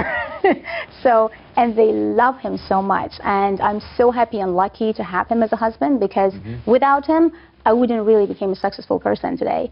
Because when you have everything cozy and happy at home, kids is happy and they are connected to themselves, then make you to feel powerful to continue, encourage you to trying to bring, money, love, passion, whatever they want in their life. But if he wasn't there, I wouldn't even do any of those because my mind couldn't even actually settle in one thing, focus on one thing, and I couldn't be a multitasker. Beautiful. Well, good for him and good for you. Thank you. I'm so happy. I'm looking forward to the book. Me too. Let's see if women gonna hate him or love him, or if men gonna love me or hate me. I don't know. Like, let's say we figure it out later on. I'm sure we will. Great. So let me ask you a question. Okay, go ahead. Why you choose me to co-author with me? I think you're an amazing being. You're one of the most fascinating people I've ever met. And I think you have deep, deep wisdom to impart with the world. And I want that wisdom out there. So anything I can do to support that and getting your message out, your energy out, having people realize you're a resource that's valuable, I would do that in a minute. And by the way, I am also invited for 2 shows, like a reality shows, which is on their production already. Hopefully coming next year, and I would love to have you in one of my shows. I would love to. I can't wait. My pleasure. I can't wait. I can't wait either. That's exciting. It's super exciting. Well, I just see you at the top of a cliff, just diving off into the space and doing like amazing things. Yeah, exactly. Well, always my husband says when someone says no to you, you get more challenge. I says like, of course. Then never say no to me. So it's like, that's exactly what I say no to you, because I know exactly how to challenge you. So no to me is all challenge, and challenge to me is happiness, love, and prosperity. And I think challenge means that change the directions, feel happy again, and find your niche. Just like, I mean, each of us has some talent, but not each of us knows exactly how to use this talent.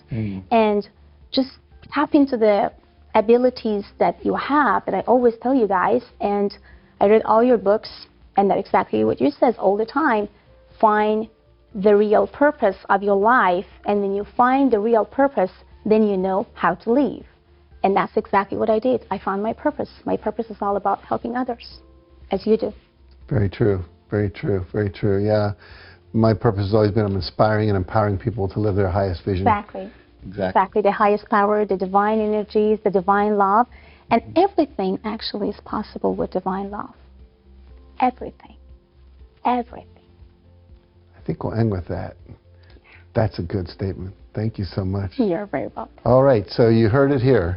And it's all available to you. And you deserve it. And so there are many places to go to receive that. But this woman here is one of the great supporters of your evolution. And so it's like, think about this as we end this show, that so many times opportunities come in front of you to actually give you the very thing you're looking for. And sometimes we pass it up. So don't do that this time. Take advantage of what she has to offer you. So thanks for joining us. Remember, everything's possible with divine love. You are divine love. And we're all here together to serve each other. And so I hope tonight or today, whenever you're watching this, that you've been served by us. So thank you for joining us, and we'll see you next week on Talking About Success.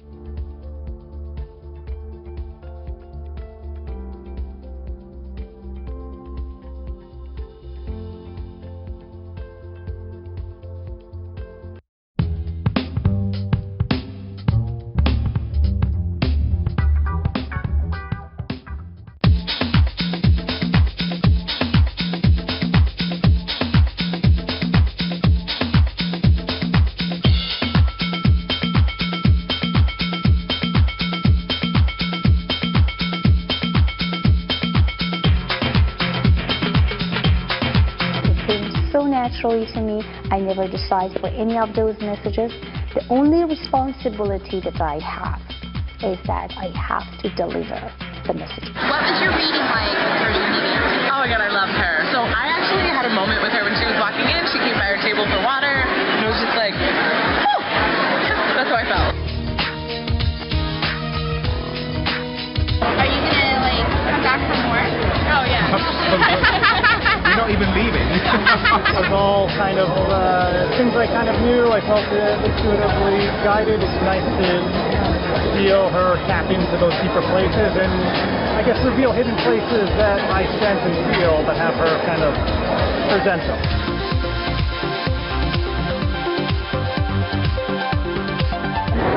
I'm going to meet a man who's going to come right to me. It's been quite a while, and if that happens, I'm going to be in huge debt to her. This was a great reading today because it lifts my spirits. Spirits have been depressed for a while because of adverse happenings going on. I'm very pleased about that. I went to her workshop yesterday, and it was awesome. Yes, and I got her book, so I'm excited about that. Well, this is the only reading I've done, and it's the only reading I would do, and it's because I just know that. She told me things that I already knew, and then she also told me things that I was surprised of. Like, she could read me, like things I was in denial of. She was actually reading what I was in denial of, so it was wonderful. It really was. I didn't say a word. She just knew exactly how I felt about it. You know, she's absolutely right. So it's kind of like you have the answers inside somewhere, and she kind of validated what I was thinking. If you're a person that's trying to, meet your sense or see your sensualities in your emotions, your vision, imagination, your subconscious mind, get close to that power, then you can see, feel, and connect to the spirit.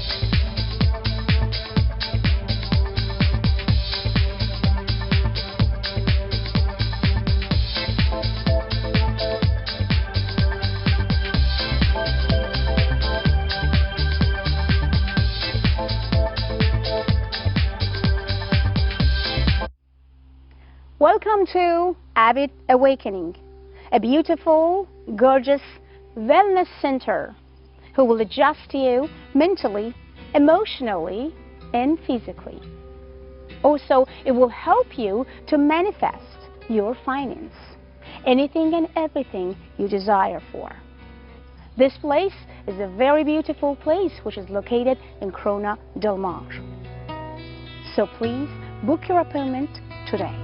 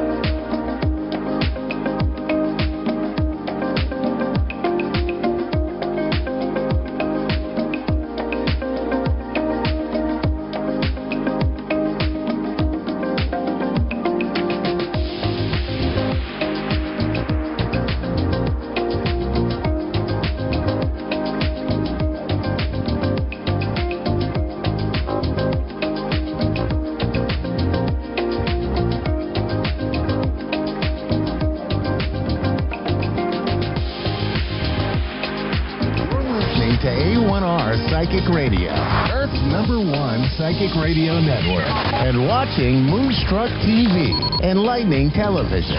Welcome. And now, Australia's Psychic Cowgirl with Tanya Reid.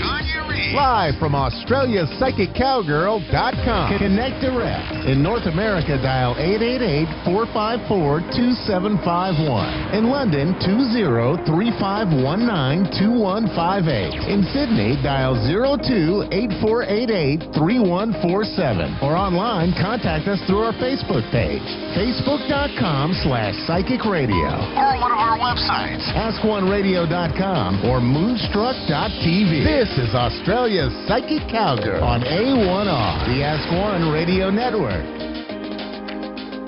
G'day, Tanya Reid, Australia's Psychic Cowgirl, coming at you from Sunday Creek. It is so windy out there today that being outside and doing a show is not going to be an option. So hi everybody, so great to connect, and another week has gone by.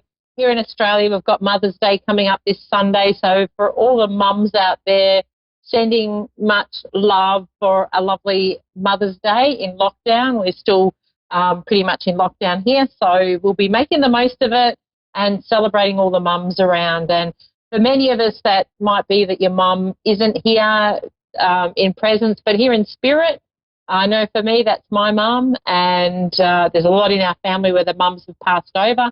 So we'll be lighting a candle and, paying respects for their memories and, doing fun things. We've decided this year with the being in lockdown, we'll, celebrate some of those memories and maybe focus on bringing through some fun times that we've shared with our mums that we can sit around as a family unit and, get inspired by. So, yeah, I hope that helps you too with some inspiration in getting inspired with, celebrating the memory, because it is a really powerful thing to bring through the memory of your loved one, and they love it. And, I know when I connect the spirit for people, that they do really love the fact that we honour their memory, and they really appreciate it. So it's something that's a lot of fun to do. So moving on, I've got my first caller, Rachel. Rachel, how are you going? And I'm good, thank you. How are you? From Massachusetts, USA. How you going? I'm good, thank you. I live in Boston. Oh, beautiful, beautiful. Thank you. Now, did you want me to focus on something for your reading today? There was something my life is all over the map, so whatever comes in or whatever you feel would be much appreciated. Beautiful. Okay. Initially, before we stepped in, I've been utilising these surrender cards, which they're so amazing, from Judith Orloff, MD. So they're really about, surrendering and just dropping the card here. Utilising this time of being pulled back, because we're all in that state of we have to surrender to the bigger picture and just making the most of our our lockdown. For some of us, we're still able to work, and for others, we've been really held back to stop. But for you, I picked out the surrender to the wisdom of your body. So that message is about listening to your body's messages. And if you're feeling physically drained and uncomfortable, just being aware of that. And again, vice versa, if you're feeling energized, to also be aware of that. But often when we're held back, and I've had this come up a lot for people, they've had physical symptoms, have been a little bit stronger as far as health-wise goes.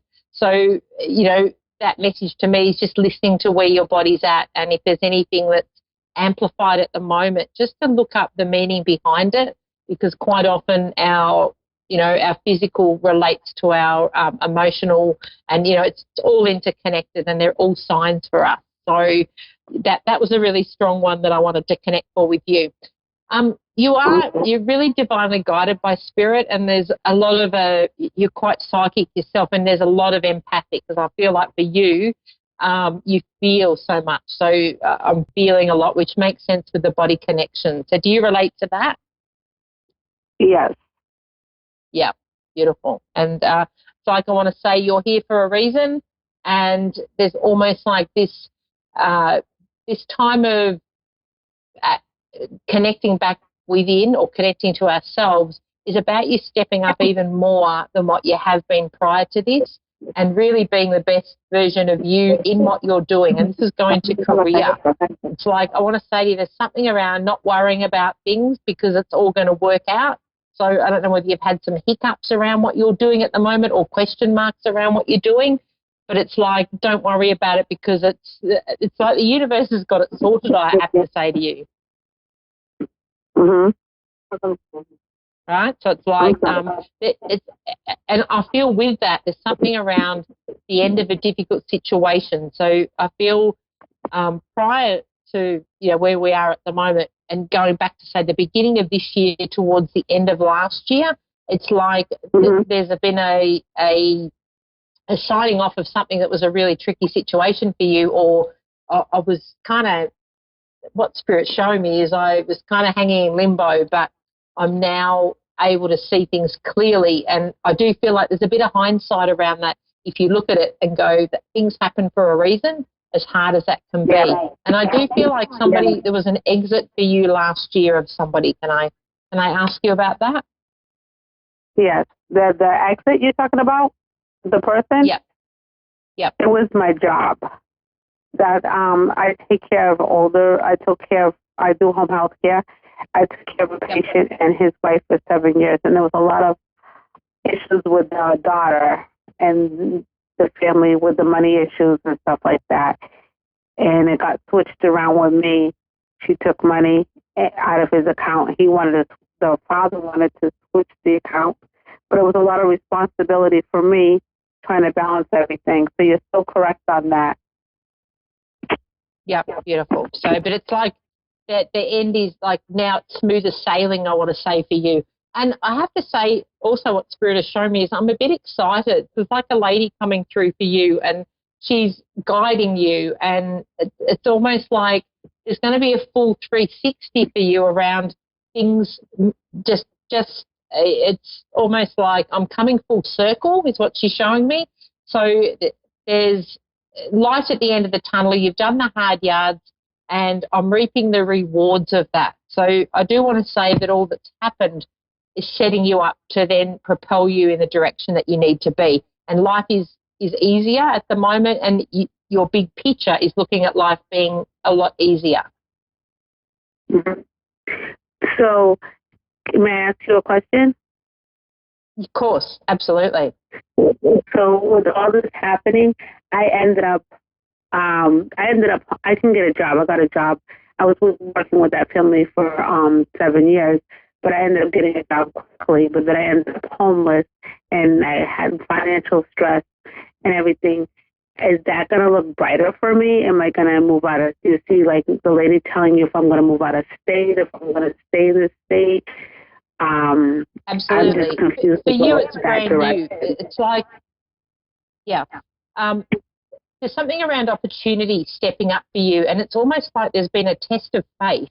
But the way that Spirit's coming through, and she's got this connection, and I feel like I'm not going to mum, but she wants to put her hand up as being a mother role to you. And it's like she's coming through to say to you, it's all going to be okay. And moving forward, you're setting yourself up. So it's like the loss and the fact, obviously where you are at the moment, that's a really, really tricky situation. But she wasn't showing me any of that. So it's like I'm stepping through that quite readily. I do want to say to you to take the opportunity, and yes, I feel like you're moving out of the state is what she's showing me. Yeah, she sees me moving out of state. Because I'm thinking there's an opportunity around. Have you applied for something out of your state, or because I see it's going to be the work opportunity that you'll go, yep, I'm heading there. I want to say I'm going towards, and my geography in America is so bad, but I'm heading towards the coast. So there's something around I'm heading closer to water is what I'm shown for you, and this job opportunity is what will be the decider. Okay, that's good to know. Okay. And may I ask you another question? Of course, yeah, absolutely. Ask as many as you like. Okay, so I have San Miguel that protects me, St. Michael, and I have La Madama, and they're always around me. They're always guiding me. They're always guiding me. They're always protecting me. And I have another one. He's saying or something like that. He's always following me too, and they're always there. But there's I have a lot of good spirits around me, but there's a lot of them around me that I don't know how to. Sometimes I have to put a clear glass to tell them to that because there's too many around me guiding me, and I'm getting twisted. So I was wondering, with that chaos, I can't there's no stability. I get confused and conflicted. You understand what I'm saying? Yeah, absolutely. The spiritual aspect is part of who you are. So it's like they're coming in strong to you to say, come on, we're part of your journey, part of your life. And they do intermingle with the other belief systems, and it's almost like they're part of it. And definitely I agree with you. Sometimes when they step too close, it's like ask them to step back. They don't mind that at all. But I do feel for you, they're coming in to go, come on, we're ready for the next journey. And that's where I get that bit of excitement in there's some really cool stuff for you, and you're doing something different. So there's something around this job opportunity that is different to what you've ever done before. But it's also, there's a spiritual aspect, and there's that belief, and obviously you've got that faith within you, which is so powerful, and you will be stepping more into that. So it's like they're showing you that. Mm-hmm. So, like, what happened to me, Madama, I had a boyfriend, and he was not really good for me, and I just was just like, whatever. And she kept on telling me to stay away from him, and she ended up in me. She was in me for a week, and she smoked cigars, I guess. I had to go to the emergency room. I was at a cookout, and they thought I was, like, on drugs or something because my whole mouth was burnt inside, and my eyes were smoky. I took a picture to see how my makeup looked, and I could see, and I realized what I had read about it and stuff, and I guess she was there with me. They're really strong, the spirits. I'm African. My dad's from West Africa, Gambia, and my mom's American. And I just know that they're just very heavy around me all consistently.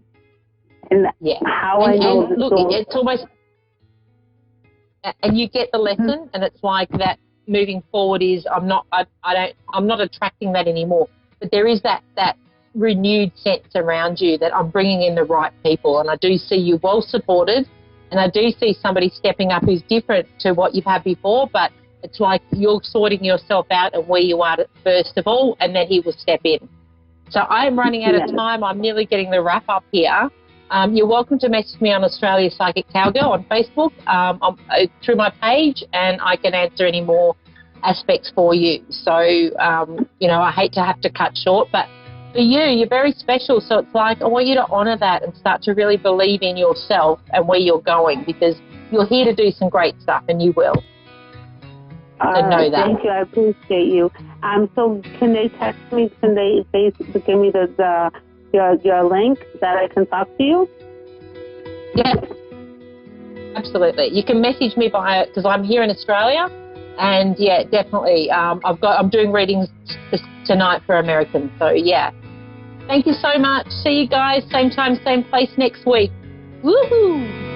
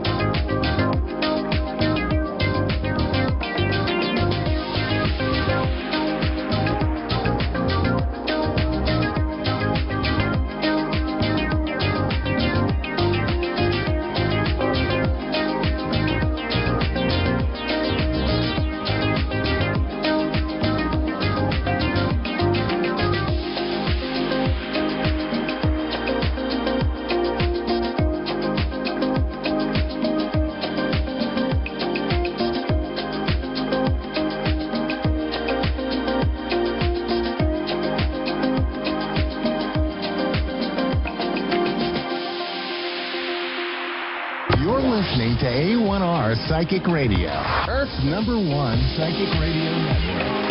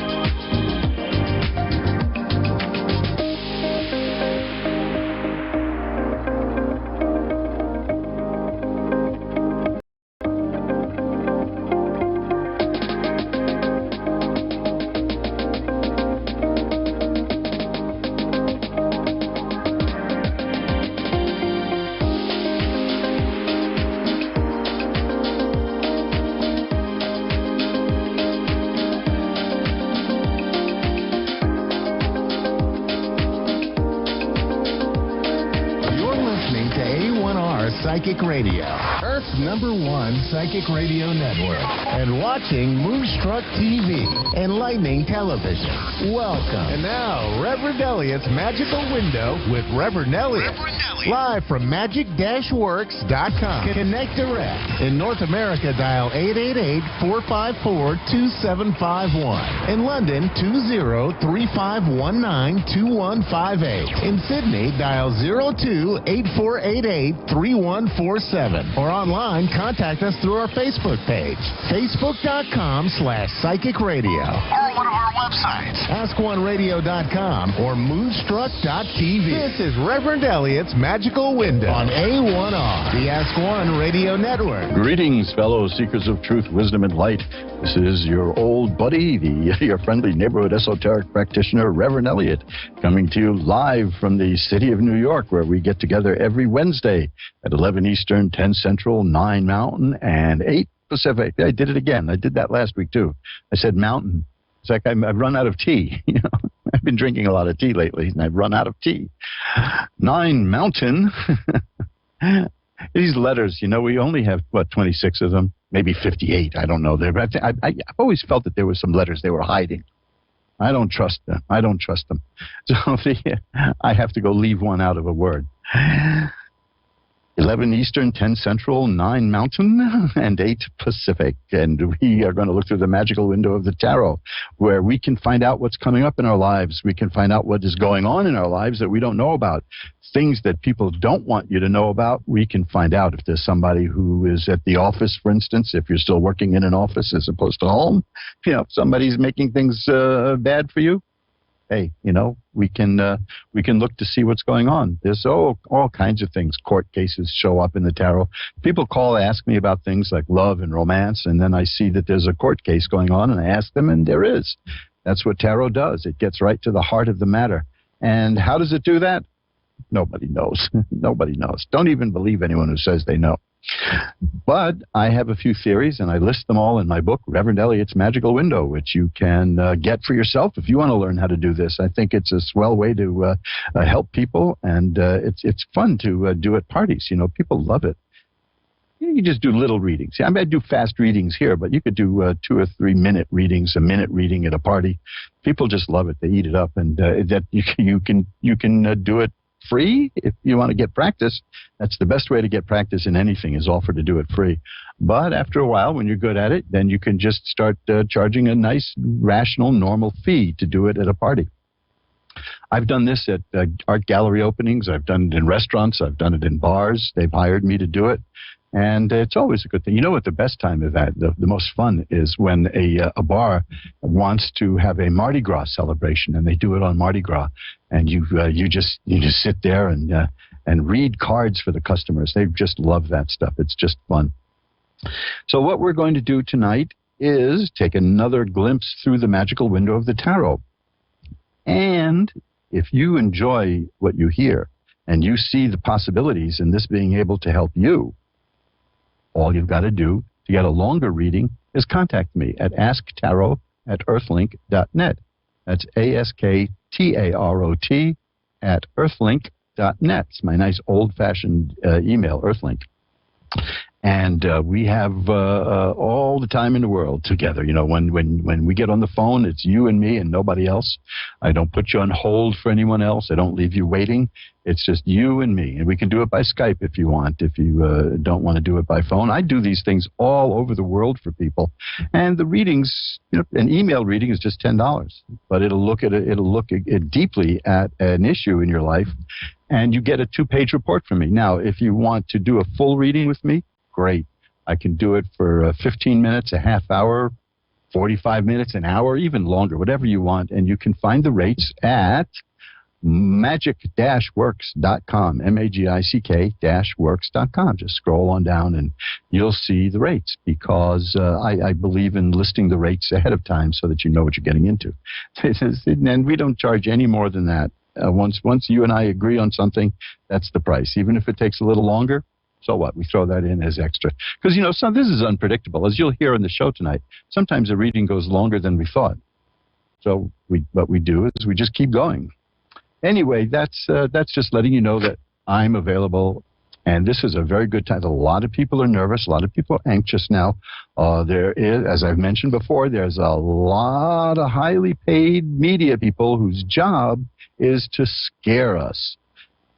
And we've been through bad times before. There's no reason to make this into a panic. And getting people scared is how some people make an awful lot of money. And you know something? Sometimes people do that with tarot, too. And that's why I say to people, when they ask me, how should I pick a tarot reader? Anytime you go to a reader, just apply the same thing that you would with any other professional. If you feel worse after dealing with that person than you did before, then you don't go back to that person. They're pulling a scam on you. So, you know, if you get a reading from somebody who says, oh, look at that. I see that you're cursed. Got to go now, you know, and then they call you back and say, oh, by the way, I was thinking, now that you're cursed, I could get rid of that for you. Now, you see, that is a racket. The ethical tarot reader doesn't exploit people. You know, people who call it a tarot reader trust the person, and it's up to us to honor and respect that trust. And that's why, as a member of the American Tarot Association, I'm not just a long-time member, but I'm on the board of directors. I'm the vice president of communications. And can't you tell? I'm a professional communicator. But if you want to go to my website at magic-works.com, and when you scroll down and you look for the rates for a personal tarot reading between you and me, you'll also find a link to the American Tarot Association Code of Ethics. You see? And you look at that, and you'll see that is how an honest tarot reader behaves. And if we find out that a member of the ATA is violating those rules, that's it. They're out.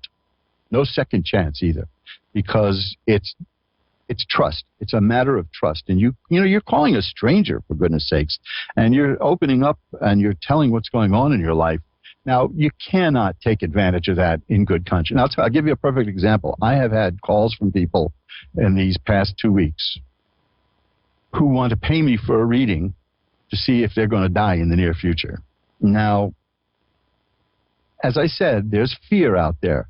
Now, what kind of a human being would I be if I took money to exploit that? I mean, then I would be as bad as the newspaper publishers who scream, could this be the end of the world? Could 5 billion people die? You know, there's an old law. And by the way, I'm a journalist myself. I mean, I have a lot of journalism history. And I'll tell you something, that there is a law called Betteridge's Law of Headlines. I want you to keep this in mind. You can look it up. They have a marvelous website. Betteridge's Law of Headlines says any headline that ends with a question mark can be answered by the word no. That is going to ease you a lot. And as I said last week, I believe it was, any headline that has the word could in it, or may, or reportedly, is garbage. It's just a way to critically look at this, because like I said, there are a lot of people out there who want us scared so that we would tune in and raise their click rate, raise their viewing audience if it's cable, and that means big money to those people. Now, I'm not saying there's nothing to be concerned about. Of course there's something to be concerned about now. But to exploit that and scare people and hurt them, that's unconscionable. And I, as an ethical tarot reader, will never, ever, ever, ever do that.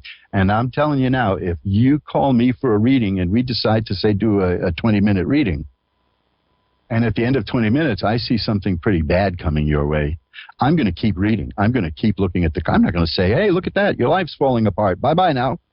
No, that's why I never book calls, tarot readings back-to-back. You know, back-to-back would mean I'm stuck. I'm locked in. I don't do it. I could probably make a bit more money that way, you know, an assembly line way of doing it. But no, I've got to prepare for the chance that the cards may be telling you something you don't want to hear, and we can work through it. Now, I don't really believe that there's such thing as a bad reading, not like in those movies where everybody gets a tarot reading, ends up being killed by like a polar bear in the middle of August in Waikiki. You know, I don't believe that, but it can show you things you don't want to see. Now, that rarely happens because the people who call a tarot reader for advice are very positive people, and they're taking steps, they're taking action to work out whatever the situation in their life is. So that indicates a very positive outcome just by doing that, by taking action. So don't fall for those movies that try to scare you about tarot. That's just cheap horror sensationalism. It's, you know, Hey, what can I tell you? You'll know. This is fun to do. I wouldn't have been doing this for 30 years if I didn't enjoy doing it and meeting people and helping people clarify them. And as an adjunct to that, I do magical ritual work so that if something comes your way in your cards that you're not too thrilled about, I can show you how to do some ritual work to get around that. Enough about that. You're going to hear what I do. No point in me telling you what I do. Why don't I just do it? So I've got the incense burning, I've got the candles burning, and I'm going to ring a bell 3 times now to declare that from here on in, we're in sacred space. Now I'm going to pull back the curtain on the magical window for Connie in Litchfield, Minnesota. Hi, Connie. You're on with Reverend Elliot. Hi. Hi, Connie. How are you tonight? Oh, I'm doing better. I'm getting over all the crud. Well, maybe we can make that even better. How's that? What would you like to look at? What I want to know is, the guy that I'm currently dating or seeing, is he the one that I'm supposed to be with? Because I don't know if it feels right or not. Well, you mean the violins aren't playing? And the soundtrack in the background and all that. I think Hollywood has ruined romance for people, you know. I mean, I don't know. It's Hollywood has given people such weird expectations about romance. I was involved with a woman once for a couple of years, and she was really happy and said to me, you know something? I'm so happy with you, I'm going to leave you. What? She said, because if I'm this with you,